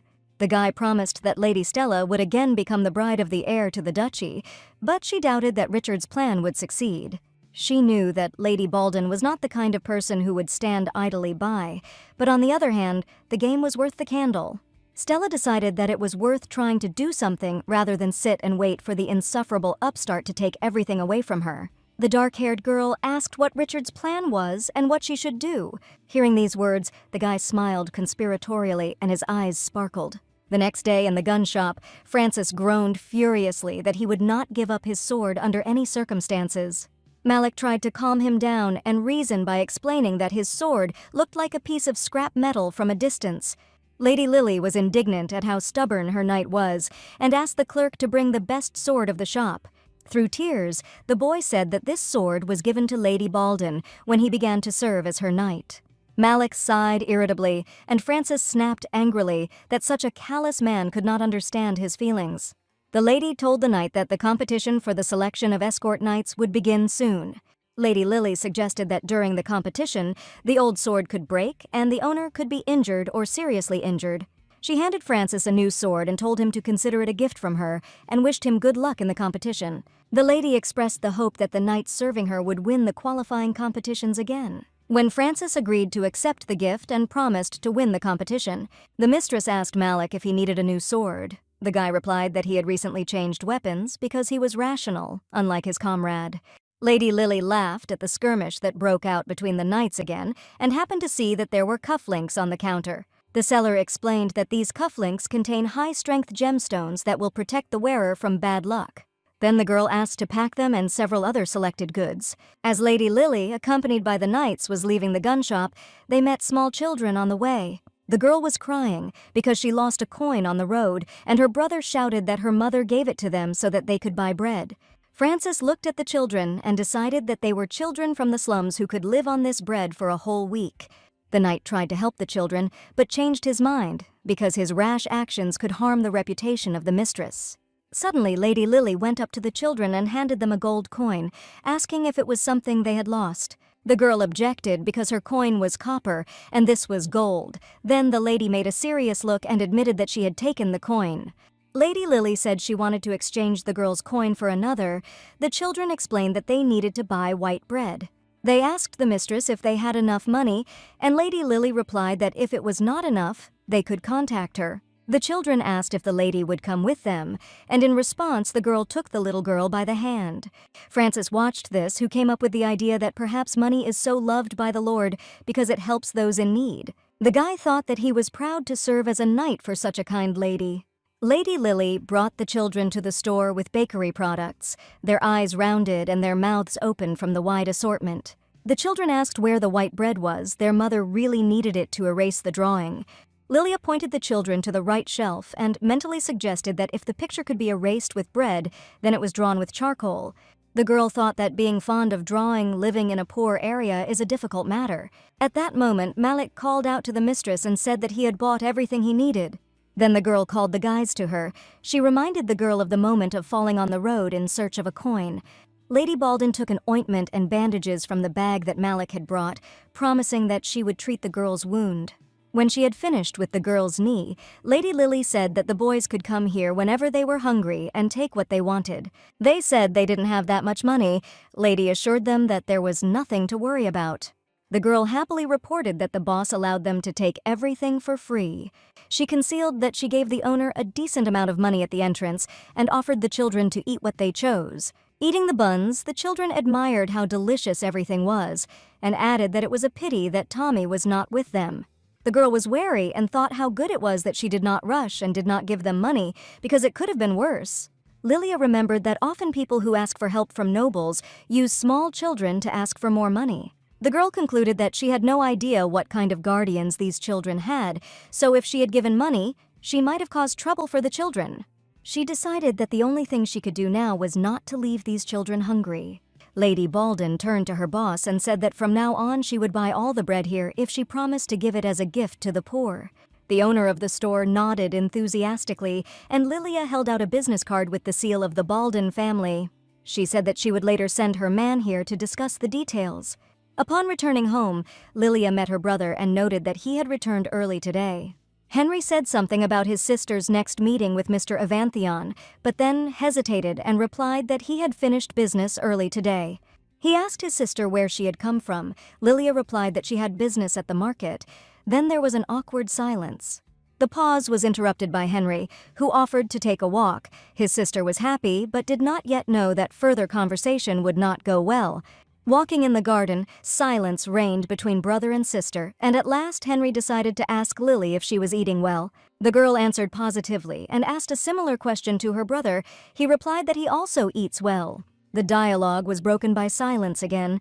Henry asked how the meeting with the heir of the Evanthion family went. Lilia thought that her brother was interested and worried about her sister's relationship with Karkan, and happily replied that everything went perfectly. She clarified that of course she does not meet with the young man every day. Nevertheless, their relationship is strong and stable. Suddenly, the girl realized that her brother was worried not only about his relationship with Mr. Evanthion, but also about his sister. He does not want her to start a relationship with a bad man again. The girl was flattered by such care. But she knew that Karkan was a good man, and all the rumors about him were lies. Suddenly, Henry said that he could not say for sure yet, but it seemed to him that Mr. Karkan was not as bad as people said he was. Henry said that he had been unnecessarily rude to his sister's new chosen one. Lily could not believe that her brother would be the first to admit his guilt. He added that this does not mean at all that he was initially wrong in everything, and said that he would definitely revise all the documents. Henry then said that if his sister really liked Mr. Evanthion, there was nothing he could do. Lily handed Henry a packet and said that she had bought a gift to cheer him up, as her brother had been very busy lately. The gift turned out to be a pen with a long base, which does not load the brush so much when writing. The girl said that she notices how her brother worries about her, so she made this present so that he also knows that he is worried about and cared for. Henry looked at Lily gratefully and asked if she had had dinner. After hearing a negative answer, he offered to do it together. The girl concluded that she has many unresolved problems, but thanks to today's walk, she became closer to her brother, which she is very happy about. The next day, at the ducal mansion, Cheon was preparing Mr. Karkan for the Count Baldin exhibition. The young duke received an invitation, but knew nothing about fine art, so he asked Cheon to help. The young duke's assistant asked various questions about the origin of the paintings and their contents. Almost all the answers were correct, so Cheon concluded that the master would be able to answer even tricky questions. The guy said that the master was ready to go to the exhibition and wished him good luck. Count Cliff Baldin welcomed Mr. Evanthion to his castle, and the boy thanked him for the invitation. The man offered to walk together and look around while he had free time. The exhibition hall looked just amazing. There were many outstanding works of art. Count Cliff noted that he had invested a lot of time and effort in this event, so he sincerely hopes that the guests will like it. Karkan replied that the Count's insight was amazing and thanked him again for the invitation. The man smiled and pointed to the painting, asking the young duke if he knew it. Mr. Karkan confidently replied that he had never seen this painting in person before, but had seen it in books. Cheon was glad that his grace had done a good job, but he was worried that Lady Baldin's father did not say anything about it. After a few seconds of silence, the man broke into a smile and said that he had not expected such a great knowledge of art. The assistant told his master to continue in the same vein. Then he became bold and asked the Count his opinion about the painting. The man was amazed that someone asked his opinion because even his family is not so interested in his passion for art. The Count began his story with great enthusiasm, but the answer was very long, and then he asked if he had tired Mr. Karkan with his chatter. The man explained that it was the first time he had met a person with similar interests, so he did not notice how time flew by. Karhan said that he was not bored because Count Cliff told interesting things. The man thanked Mr. Evanthion for his praise, but after a moment he was very embarrassed. He realized that this was only the second meeting, and he already liked the young man very much. The Count scolded himself for being such a simpleton and told the guy that the next section of the exhibition was devoted to abstract drawings. The man led Mr. Karhan to an abstract painting, where the object is expressed with the help of simple elements and colors. The Count asked the guy what he thought about this exhibit. Karkan replied that he was impressed by soft and warm colors. The young duke said that she aroused tender feelings in him and somehow conjured up memories of Lady Lily. The Count said that lovers liked the painting very much and suggested that the artist dedicated it to the theme of love. The man concluded that he really liked today's conversation and suggested that Mr. Karkan meet more often. Cheon was shocked when the Count asked the young man if he liked music. Mr. Evanthion replied positively. He added that he often listened to something at home. Then the Count admired what a versatile personality the guy had. The man offered to attend the orchestra's performance at the next meeting, but the young Duke was not happy.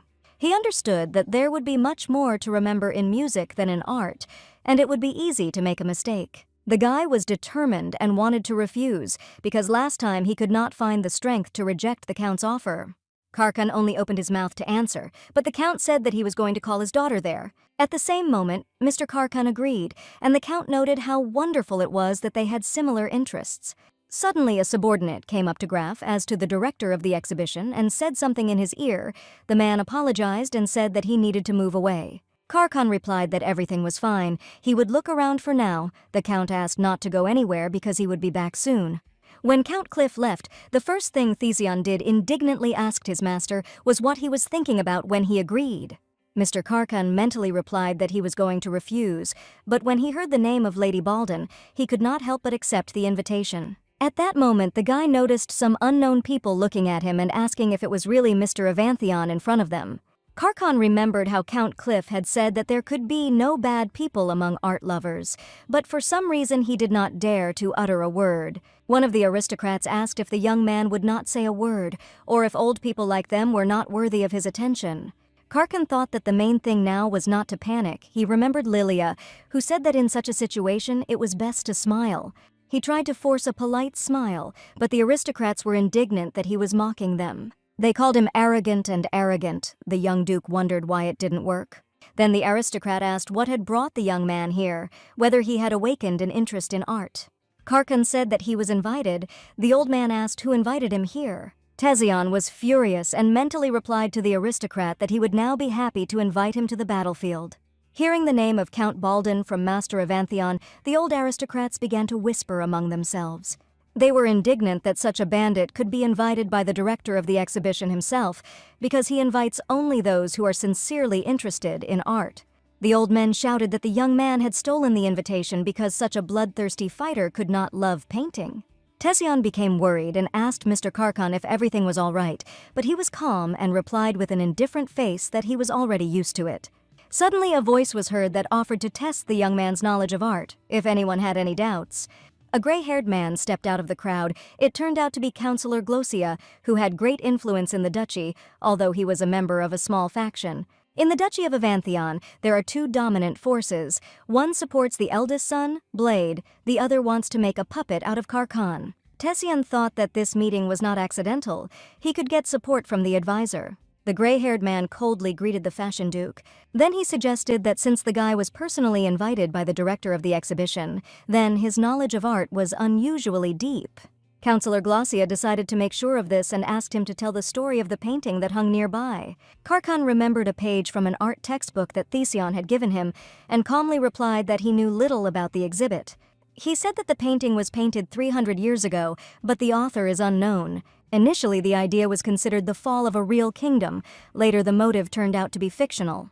The aristocrats were shocked, and Karhan continued to talk about the artist's use of calm colors and light brushstrokes. The elderly nobles could not believe their ears, as if they had returned to the time of studying at the academy and found themselves at a lecture on the history of art. The aristocrats could not believe that the young duke was so knowledgeable about art, and concluded that he was lucky to have probably seen this painting before. Suddenly, Karkan heard familiar voices. One, a woman, was talking about the subjectivity of abstraction, and the other was yawning and complaining that he was bored. In a moment, the young master was able to make out the silhouettes of Lady Lily and the knights accompanying her. Lilia did not expect to see her fake lover at the exhibition. She asked what Karkan was doing here. But the young man did not have time to answer, as Lady Balden was instantly surrounded by aristocrats. They noted that they had not seen Lady Lily since the dinner party. The girl smiled feignedly and replied that she was glad that they managed to meet again. Suddenly, she turned her attention to Karkan, and from his sad face, she realized that something had happened between him and the elderly nobles. The girl asked what they had been talking about before her arrival. The aristocrat pointed to the guy and said that this scoundrel claimed to have been invited by the director. Lady Balden said that she hadn't actually heard anything about it. Then the man of noble birth replied that he was right. The aristocrats again began to whisper that the guy stole an invitation from someone because he was seen at this exhibition for the first time. They had concluded that the young master had a sinister appearance. It was easy to assume that he was up to something. The girl thought that the nobles were going too far, although no one could be sure that Mr. Avantheon had an invitation. Lilia concluded that a harmless visit to an art gallery is not a crime. There is nothing suspicious about it. Lilia wondered why society was so unfair and prejudiced against Karkan, and did not want to understand his true intentions. The girl decided that if this continued, she would have to take Karkan's side. When she walked over and stood beside her, not only the young master was surprised, but also the elderly aristocrats. They indignantly asked what this meant and what Lady Lily's relationship with Mr. Avantheon was. The girl boldly replied that they were a couple of people in love. Then the elderly nobles began to shout that it was impossible. Lady Lily made a sad face and announced to everyone that she was so sad because her chosen one had been misunderstood. The young man's cheeks turned red as the girl said that the young duke was very sensitive and adored art like no one else. Lilia said that Karkan is very reserved. For this reason, many people do not understand him. The young duke apologized to Counselor Glacia, saying that he had been rude because he was very nervous. The man replied that he was also partly to blame, because first he should have greeted the interlocutor. At this moment, Lily tugged at her fake lover's arm and said that it was the perfect time to use the secret weapon. The girl whispered to the young man about the puppy, and he smiled. Seeing the young duke's sweet and charming smile, the elderly nobles admitted that they had jumped to conclusions about the guy. Lilia noted that she was incredibly happy that they finally figured everything out. In conclusion, she repeated her father's words that there are no bad people among art lovers. The reminder of these words touched the old nobles, and they preferred to retreat, saying that they had detained 2 young men. Counselor Glacia also headed for the exit, saying that they needed to walk around and visit the other exhibition halls. When Karkan was left alone with Lily, he thought that he still had a lot to learn. Karkan thought that he had already changed a lot, but today he needed Lady Lily's help again. The guy mentally called himself pathetic, and Lilia seemed to get into his head, found out what he was thinking. Lady Baldwin advised him to be more patient with himself, because it is difficult to change a personality that has long been formed. Lilia added that the young man did a great job today because he managed to dispel the bad impression of himself from other people. Cheon happily added that the master had done a really good job and had been able to impress Counselor Glacia. At that moment, a breathless Count Cliff appeared nearby. He was very surprised to see his daughter and asked what she was doing here. Lilia replied that she wanted to visit the exhibition and asked since, and even without her knowledge, he became close to Mr. Avantheon. Without waiting for an answer, she menacingly asked when her father had managed to send the guy an invitation to the exhibition. The Count began to beg him not to tell anything to his mother and brother, otherwise he would be punished as a traitor. The man was in a panic. Suddenly the young duke began to explain that on the day he was invited to the mansion, he asked the Count for a favor. The Count confirmed all that had been said, that the young duke himself had asked that everyone should send an invitation. The man said that he would go and talk to the rest of the guests of the exhibition. Then he winked at Karkan, quietly thanked him for his help, and promised to see him at the orchestra's performance. When the Count left, Lilia asked if her father had done anything. Karkan honestly replied that they were looking at the paintings. The girl wondered if the young duke had had time to inspect everything, but he replied that he was distracted by talking to the elderly aristocrats. Then Lilia offered to continue exploring the exhibition halls with her, and Karkan readily agreed. Walking around the exhibition and looking at various paintings, Lilia stopped near one of them. She said that this painting gives a pleasant and warm atmosphere. Tender and soft feelings emanate from it. Karkan was incredibly happy that someone shared his feelings. Suddenly, the girl admitted that the painting reminded her of Mr. Avantheon. The guy remembered the words of Count Cliff that this picture was painted on the theme of love, and lovers especially like it. Leaving the exhibition, Lady Lily noticed a girl at the entrance who did not have enough money for a ticket. The girl recalled that the exhibition was originally conceived as a free event so that everyone could enjoy art. Many aristocrats were against it, so they had to set a minimum price for admission, but still not all people have enough money. Lilia asked Karkan to stop, approached the guide, and asked him to inform the girl, who was counting the missing funds, that she was a special visitor.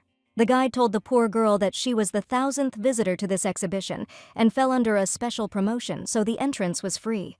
The moment the happy poor girl walked through the door, Karhan thought that Lilia was just an incredible person. She does not hesitate to help people in need, but she does not forget about those who are nearby. Mr. Evanthion concluded that he wanted to spend as much time as possible with Lady Balden. Suddenly, the girl's irritated face appeared in front of the young man's eyes, which tore him out of his own thoughts. The guy was taken aback, and Lilia explained that he did not respond to her calls for a long time. Karhan assured her that everything was fine, then she asked if he was drinking alcohol. Thesion, standing behind the master, had barely begun to say that the master never drinks alcohol when Karkan interrupted him. The young duke firmly and loudly stated that he had a positive attitude towards alcohol. Lilia replied that it was great and suggested that we have dinner at the inn because they serve excellent fruit wine. The young man replied that he had no plans, so he would gladly keep her company. Thesion whispered to Karkan that he did not drink, and the young duke replied that he had decided to start today. The assistant only sighed heavily in response. When the young people entered the noisy establishment, Lady Lily assumed that Mr. Evanthion wondered how the girl knew about this place. Lilia explained that her parents always told her that expensive things are not necessarily good, and advised her to try everything in life. She announced that if the guy was uncomfortable, then he could go to another institution. He assured that everything was fine, just a little surprised. Karkan added that he liked the cheerful atmosphere of this tavern and smiled. The girl thought that when the young duke smiled, he looked completely different, and she felt a kind of tremor in her soul. The waitress came to the table, rattled the greeting on the machine, and asked what the visitors would order. Karkan turned his face, and she saw how handsome he was, instantly changed her intonation, warmed up and broke into a smile. The girl shyly straightened her hair behind her ear and asked if it was the first time the young man had visited this institution, and if she could tell him anything. The waitress pointed out to the guy the lower sets on the menu, because they are especially tasty, and began to list the dishes that she personally recommends. Lilia wondered if the waitress was not afraid of Karkan, and realized that compared to what it was before, the boy's expression had become softer. Lady Balden concluded that it was definitely good, but she felt a strange feeling come over her inside. Karkan thought that Lilia was somehow thoughtful and silent, so he decided that it was worth talking to her and asking what she liked about the menu. The obsessive waitress continued to hang around and politely recommend dishes. He thought that first he needed to get rid of her. He politely thanked me for my help and said that he would think about his order again. Lily saw a thirst for praise in Karhan's eyes. He looked like a puppy waiting for enthusiastic words. The girl noted that the guy is good at refusing. He explained that all this is thanks to her lessons. Lily protested and clarified that it was thanks to Karkan's efforts, then concluded that the young duke no longer needed her. At these words, the young duke's heart sank to his heels. He indignantly asked why the girl was saying such a thing. She replied that she doubted that there was anything to teach the young man, especially since there were obvious successes. When the waitress brought the ordered dishes and drinks, the couple proceeded to the meal, and Lilia thought that Karhan had quickly become drunk. This surprised the girl, because the guy assured her that he had a positive attitude towards alcohol.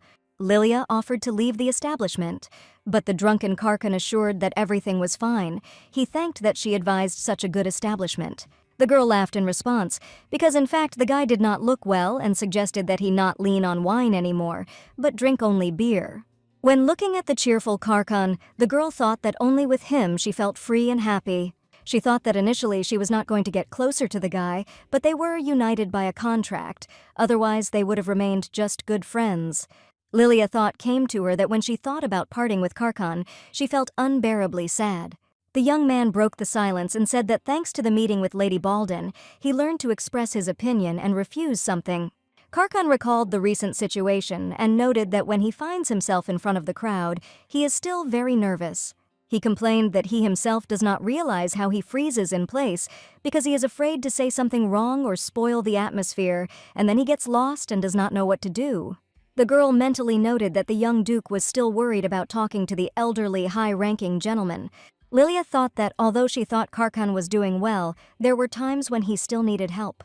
Lady Balden said that she maintains a conversation with any interlocutor if she asks him clarifying questions. She decided to demonstrate to the young duke how it worked and asked Francis to come up to her for a minute. The lady asked what he had been doing the night before, and the knight replied that he had met his friend. Lady Balden noted that this was interesting and asked which one. The guy explained that his friend used to work in the residence. Francis said that yesterday this friend suggested going to a restaurant. The mistress was feigned surprise and asked what kind of restaurant it was. The knight replied that the one that had recently been built on 3rd Street. The guy was so carried away by the story that he got excited and began to shout indignantly that this stub was late, ate everything, and then said that he had forgotten his wallet at home. Francis shouted that he had not yet told everything about this bastard, but Malik led him away from the table. Lady Lily explained that she adhered to this method. The girl explained that in this case, the leading role in the conversation passes to the interlocutor, and communication takes place naturally. The young Duke thanked him for this advice, and the girl said that she was always happy to help and offered to clink glasses. After a while, a couple of fake lovers emptied more than one bottle of beer. It was already dark, and Lady Lily could not take her tipsy eyes off Karkan's face. She wondered why she still wouldn't get used to the fact that the companion had such a wonderful appearance. The girl noticed how Karkan was holding a mug of beer and thought that the guy had large palms. She noted that in his hands the mug seemed like a toy. Lilia could not restrain herself and said that the guy had large hands. Karkan was very embarrassed, and the girl explained that she had naturally small palms. She picked up her mug and asked her to note that the dishes were the same, but they seemed large in her hands and small in the young Duke's hands. The girl asked to compare the palms and noted that Karkan's hand was twice the size of her hand and it looked rougher, probably because of the calluses from the sword. Lilia was so drunk that she did not hesitate to ask to touch the young man's palm. Karkan was numb with shock and blushed, not knowing how to react, but after a few seconds of hesitation, he held out his hand to Lilia. The guy did not understand what was happening because a pleasant warmth began to spread through the parts of the hand that the girl was touching. The young Duke noted that Lady Lily's palm was so small and delicate compared to his. Suddenly, the guy abruptly pulled his hand away and asked to stop, because his heart hurts. He added that it seemed that his heart was about to jump out of his chest. Then he opened a small box of pills and took one out of it. Lilia asked irritably why Karkan hadn't told her anything earlier, and how long he had been taking medicine for heart pain. The young man explained that the doctors said to take these pills only when the heart begins to hurt. The girl thought that there was no need to invite the guy to this institution and even offered to drink alcohol. Karkan hastened to calm her down and clarified that the last time she had a chest pain was when Lady Lily visited the mansion. Lilia said that if he had warned her, they would have gone elsewhere. The young man replied that his heart hurts for the first time since the last time. He assured that alcohol can be drunk, just in small doses, and the girl sighed loudly and concluded that if something goes wrong, it will turn into a big problem. Lily pushed the glasses aside and said that there was enough alcohol for today. Then she asked if the exact cause of the heart pains had been investigated. The young Duke replied in the negative and explained that the doctors could not establish the exact cause. The girl suggested that the young man be examined by a family doctor because he is an experienced specialist. He used to serve in the imperial family. Karkan was flattered by such care, replied that there was no need to worry, he was fine, and thought to himself that Lilia was a kind and good person. The guy smiled embarrassedly and reminded him that when he visited the mansion, Evantheon had called him a good person, which made him very happy. Karkan timidly began the story of his childhood, that he grew up in a family with strict morals. He always wanted to get the approval of his parents.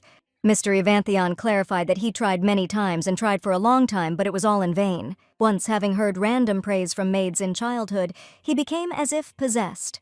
Thus, he stepped on the path of his own death because prejudices about him grew and it was difficult to get rid of them. Karkan said that he considered himself a failure because all efforts were in vain.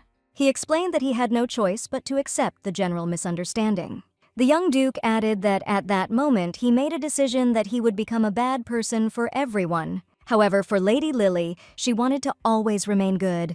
The girl could not imagine that her words would affect Karkan so much. Lady Baldwin realized that compared to the past, his words made his heart flutter and beat faster. The girl wished the guy to move confidently in this direction, asking him to be even kinder to her in the future. She clarified that the young master was already doing it perfectly, but he should try better. At that moment, the maid was hurrying to meet the stranger in the cloak. He asked if she had previously passed on information about the heir to Evantheon for Stella Delata. The girl confirmed this and said that she had heard that the unknown person would pay more, so she came to meet him. He replied that it was true, but the payment depended on the value of the information that the maid would provide. She was frightened and barely found the strength to say that Lord Karkan was temporarily the heir of the Evantheon line. The informant added that she heard about this when she served the Duchess, and an unknown person asked to clarify what she meant. The girl explained that the Duke's eldest son was hiding abroad. Because he had done business, his brother became the heir instead of him.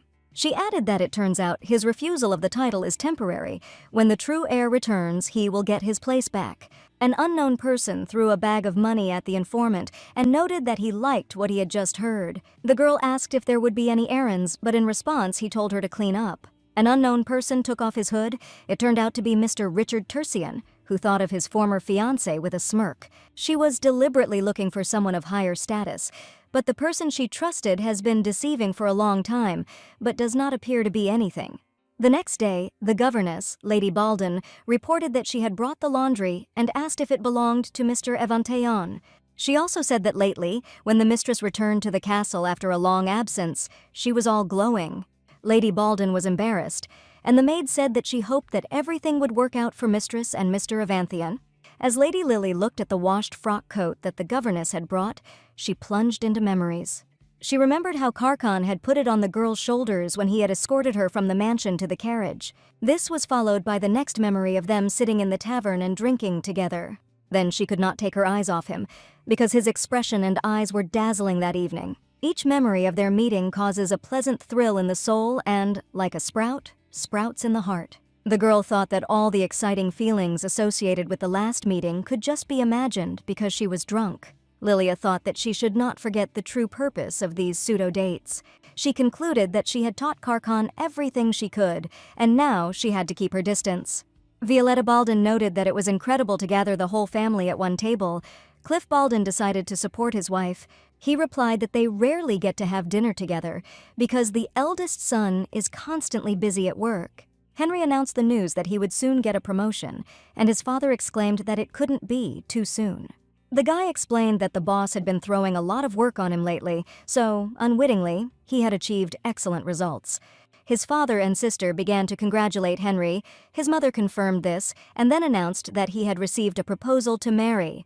The young man asked to reject it, and the Countess objected that she did not even finish. He replied that there was no point in listening further. Violetta Balden exclaimed that her son was a real stubborn man. He did not want to marry or inherit the family business. The woman confessed that she had always hoped that Lily would bring a worthy suitor into the house, and called the name of Mr. Evantheon with disgust. Graf Cliff said that he was insanely worried about who to hand over the management of the family business, and offered to have a third child. His wife angrily asked who would give birth to him, then the Count offered to hire a professional manager. Lilia thought she wanted to talk to her parents about it after the engagement ended, but now was the perfect opportunity. She gathered her strength and announced to her parents that she wanted to start a family business. Her statement shocked all family members. The Countess decided to ask her daughter about her intentions. She reminded Lilia that she had never been interested in family affairs before. Lilia thought that the family's doubts were understandable, for she kept repeating that she would marry Richard and be faithful to the role of the Marquise. The girl said that she understands that she has no experience in this field, is not as smart as her brother, does not have brilliant achievements like him. Lilia said that she was confident enough in her abilities and wanted to try her hand at this business because her heart now desires it. The parents, of course, were surprised by such a sincere desire of their daughter, but supported her in this decision. Violetta Balden smiled and said that she agreed that her daughter should try herself in this role.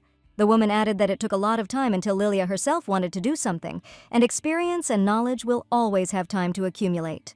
Suddenly, the Countess changed her tone and asked if her daughter was ready to take the matter seriously and be responsible for many workers. She sternly warned that you can't quit just because it's hard. The girl firmly and confidently replied that she was ready for this. A week later, Lady Lily's carriage drove up to another art gallery. The fact is that her father had addressed her the day before. He asked her to help with his case and find a good creator, as the art world is now stagnant. Lady Lily thought how glad she was that she had plucked up the courage to speak out and easily obtained the permission of the family. She approached the gallery, the front door opened, and a girl fell out of there, shouting with a demand to get out. Lady Balden shouted and asked what was going on here. The knights became alert. Francis even shielded the lady with his body.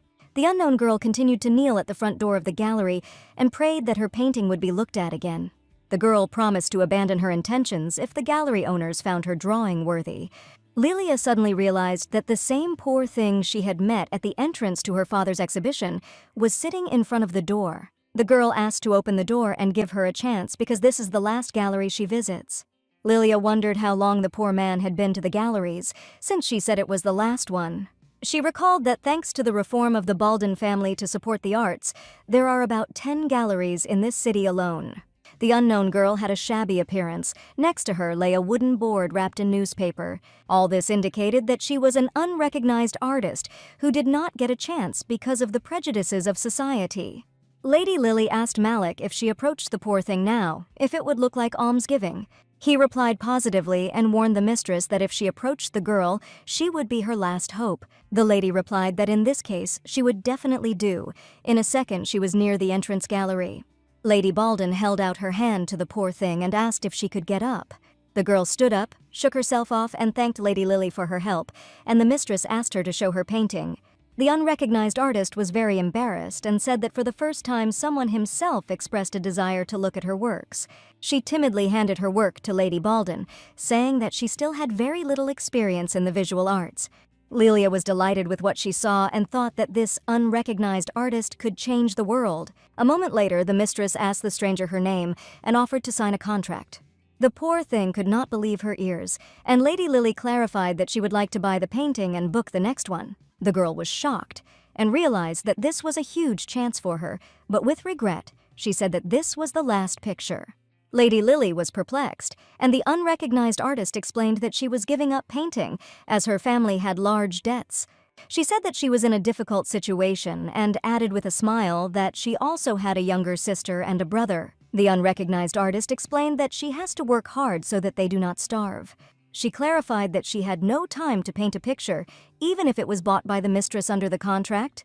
Lady Baldwin called Francisc and Malik, asking them to bring a sponsorship form. Lady Lily asked the girl to wait a little, and after a while, she provided her with a temporary contract. Mrs. said that the contract is designed for 3 years. It provides for an advance. Lady Baldwin added that art is not born on the silk of a finger, so there will be no clear deadlines. She said that a workshop, canvases, and paints can be provided, but this requires an exclusive contract. The lady added that in this case, it is forbidden to fulfill other people's orders. The artist shouted a demand to stop. She asked why Lady Baldwin was offering an exclusive contract to an unknown creator because it was a great offer. The mistress replied that she saw a special talent and potential in the girl and realized that she deserved a good chance. The poor girl realized that she had never heard these words, although she had visited many galleries. She asked what would happen if she took the advance and ran away.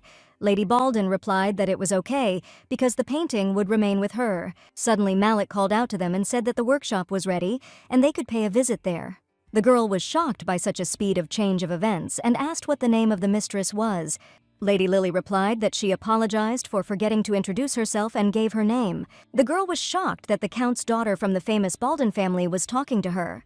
Lady Lily invited the discouraged artist to discuss the details of the deal on the way to the studio. A week later, Karkan received a note saying that Lilia wanted to meet to give him his frock coat. The young duke breathed a sigh of relief that the girl had contacted him after all, because he had drunk a lot and behaved ugly the last time they met. The guy decided that this time he would look dignified in the eyes of the lady and asked the assistant if his outfit was too open. Cheon laughed and replied that, in the first place, this outfit suits the master very well, and in the second place, it adds to his charm. The personal assistant of Mr. Karhan said that these clothes emphasize the virtues and overall attractiveness of his master. He added that the master needs to dress like this more often to stand out, especially since Lady Baldwin will like such an image. The young duke replied that in that case he agreed, and added that he had been feeling someone's prickly gaze on him lately. Unknown, who was secretly following Karkan, speculated that the object of surveillance was considered a bloodthirsty killer from the battlefield. It was common knowledge that Mr. Avanthion ruthlessly destroyed anyone who approached him. However, now there are rumors that his temper has softened, which means that perhaps the unknown will be able to make useful acquaintances. After a while, as if by chance, he approached the young duke and said that he had not expected to meet him there. The stranger explained that he had noticed Mr. Avanthion and could not believe his eyes, so he decided to come up and say hello to make sure. He asked to sit down at the young duke's table and introduced himself as Alfred of Viscount Smith's family. The guy noted that he was sorry that he was not able to talk when meeting at the banquet. I noticed that Mr. Avanthion had a book in his hands about the basics of love relationships and thought that he had suspicious taste. The young man exclaimed enthusiastically that he did not know that the young duke also liked to read, and noted that this book was very entertaining. Karkan thought that for the first time he was meeting a person who immediately had an excellent first impression. He wondered if he would be friends with Alfred and decided to use the method that Lilia had recently taught. Mr. Evanthion concluded that then she would definitely praise him Lady Balden. When Alfred told something, Karkan simply repeated a word from his speech with a questioning intonation. Soon, the young man got tired and freaked out that he had not been able to start a conversation to find out information from the young duke. Alfred apologized for interrupting the reading of Mr. Evanthion. In upset feelings, the guy ran away, and Karkan was left in complete bewilderment because he did not understand what he had done wrong. A few minutes later, Lady Balden came up to Mr. Evanthion's table. He jumped up from his seat and noted that they had not seen or talked for a long time. The girl explained that she was busy with work. She noticed that Karkan was finishing reading a textbook about relationships that she had given him earlier. Lilia said that the manual had a second volume, and the young duke replied that it was the first time he had heard of it. He suggested that they go to the bookstore together now, since they were talking about it. On the way to the store, there was an awkward silence between Lily and Karkan, which the young duke decided to break. He asked if he had accidentally offended Milady on the occasion when he had had too much alcohol. The girl assured that this meeting went well from beginning to end, and suggested that Karkan did not know how to drink alcohol at all. The young man replied that he did not even suspect that he was getting drunk so quickly. The girl warned him to be careful when he wanted to have a glass of something strong. Lilia asked if the guy who talked to him was a friend of Karkan. Mr. Evanthion noted that he met him for the first time and was very surprised when an unfamiliar guy confidently approached him. The young duke stated that he had used the method taught by Lady Lily and kept up the conversation by asking clarifying questions. He said that it seemed to him that he had made a mistake somewhere and something went wrong because the interlocutor apologized sharply and ran away. The girl thought that Karhan still had problems with communication, so she needed to help him. Lily promised that she would train with the young duke later on. The guy suggested that the girl with her communication skills had many friends, but she replied that she had no friends at all. Lilia clarified that she had friends as a child, but when she grew up, she realized that they were friends with her only because of money.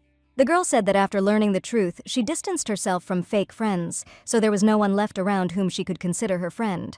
She added that when she became an adult, confident and straightforward, she stopped feeling the need to meet new friends.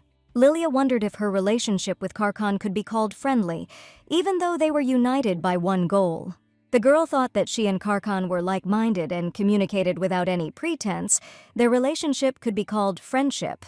Suddenly, Lilia happily declared that Karkan was her only friend, but she saw confusion and shock on the guy's face. She realized that she shouldn't have said it out loud, and added that this confession should not make the guy feel obligated. The girl asked herself if they could remain good friends if they were careful and kept their distance. Mr. Evanthion thought it was incredibly pleasant that Lady Balden appreciated and trusted him so much that she called him a friend. However, for some reason at this moment, Karkan's heart felt heavy. When a couple of fake lovers entered the bookstore, they did not find a seller in their place. Lilia and Karkan agreed to split up and look for him. Passing by the shelves with books, the girl thought that during her absence, many new folios from different publishing houses appeared here. She noticed a shelf with books on business management, decided to take a few for herself since she was in a bookstore. However, the shelf with the necessary tomes was high, Lily could not reach. Suddenly, the back of her head touched Karkan's chest. He helped Lilia get the necessary books. Lilia's heart was pounding like crazy. She could barely find the strength to pull herself together and squeeze out words of gratitude. Karkan asked if he had taken out the book he needed. Lilia mentally answered in the negative, but answered aloud that it was exactly the same one. She told him that she had chosen everything she wanted, so she would go to the checkout. Leaving the store, Lilia found that the street was enveloped in evening twilight. Karkan invited her to have dinner together. The girl rejected the offer, saying that it was time for her to go home. Then the guy said that he would see her off. She replied that it was not worth it, because the carriage in which she had arrived was very close, then asked Francis to bring one thing. Lily handed Mr. Evanthion his frock coat and told him that she had a gift. The girl explained that she saw these cufflinks when she was shopping at a gun store and thought they would suit Karkan. The young man replied that he was extremely grateful and would keep this gift as a valuable treasure. Lily angrily protested that these cufflinks were not for decoration, but to be worn with pleasure. Karkan replied that he would admire them for a while, then he would wear them. Lily agreed with a smile and said that it was really time for her to go. The young duke took her hand to help her get into the carriage. He said that he was glad to spend time with Lady Balden today.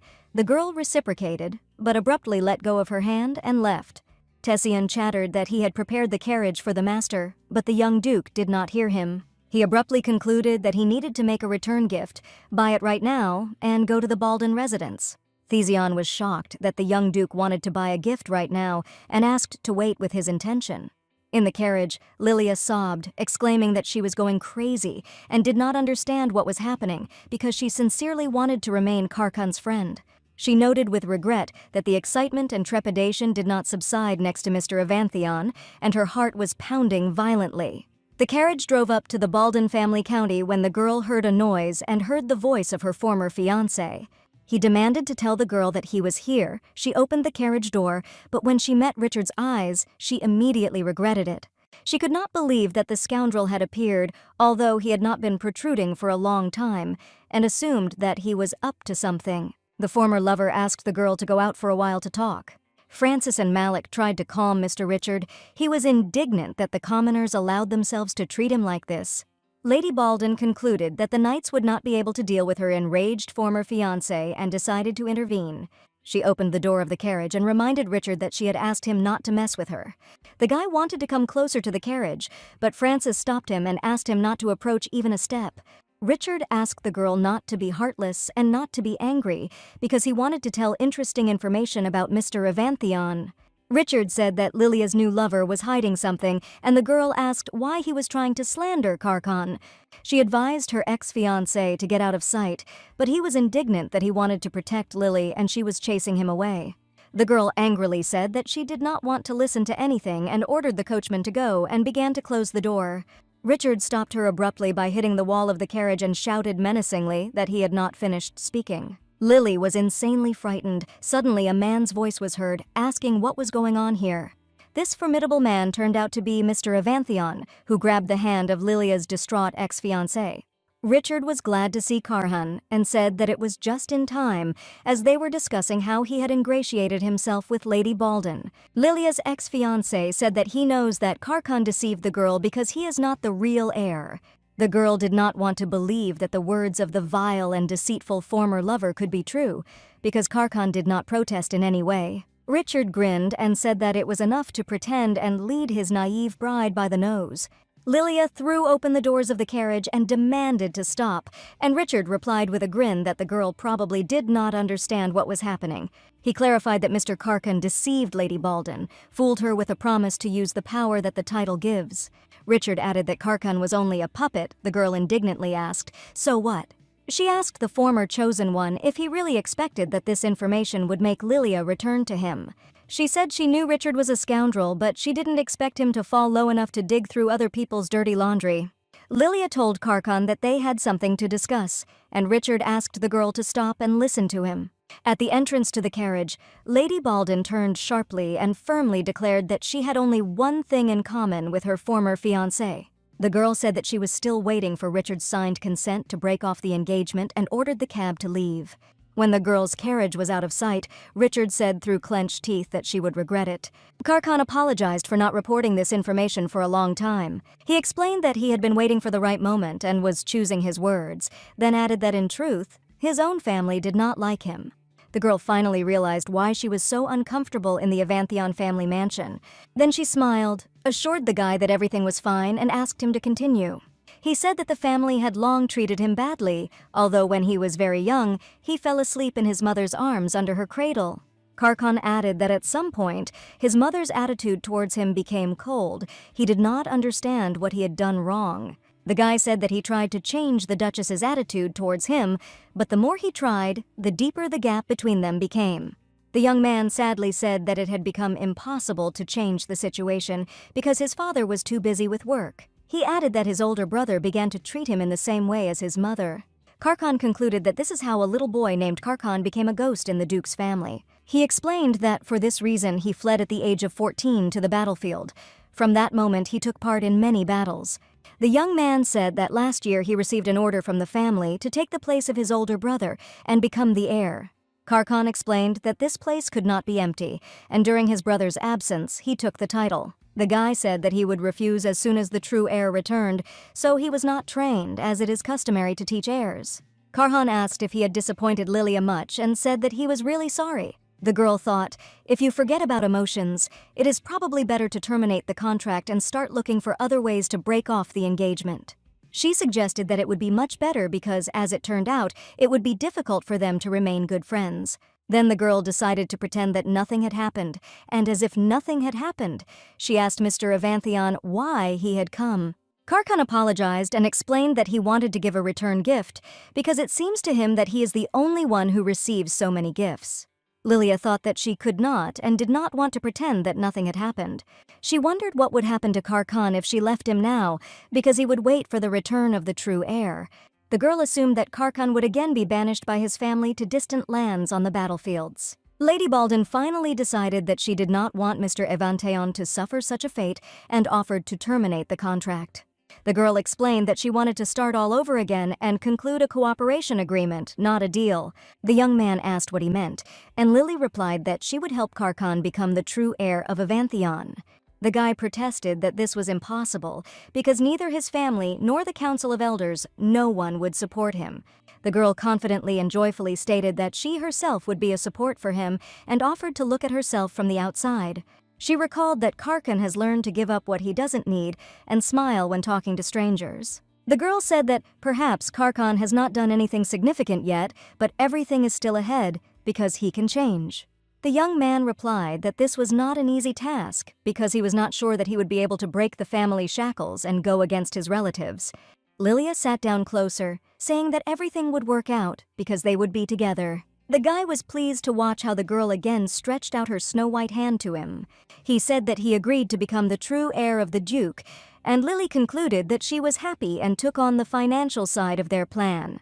Karhan stated that he agreed to everything and asked Lady Balden to help and support him once again.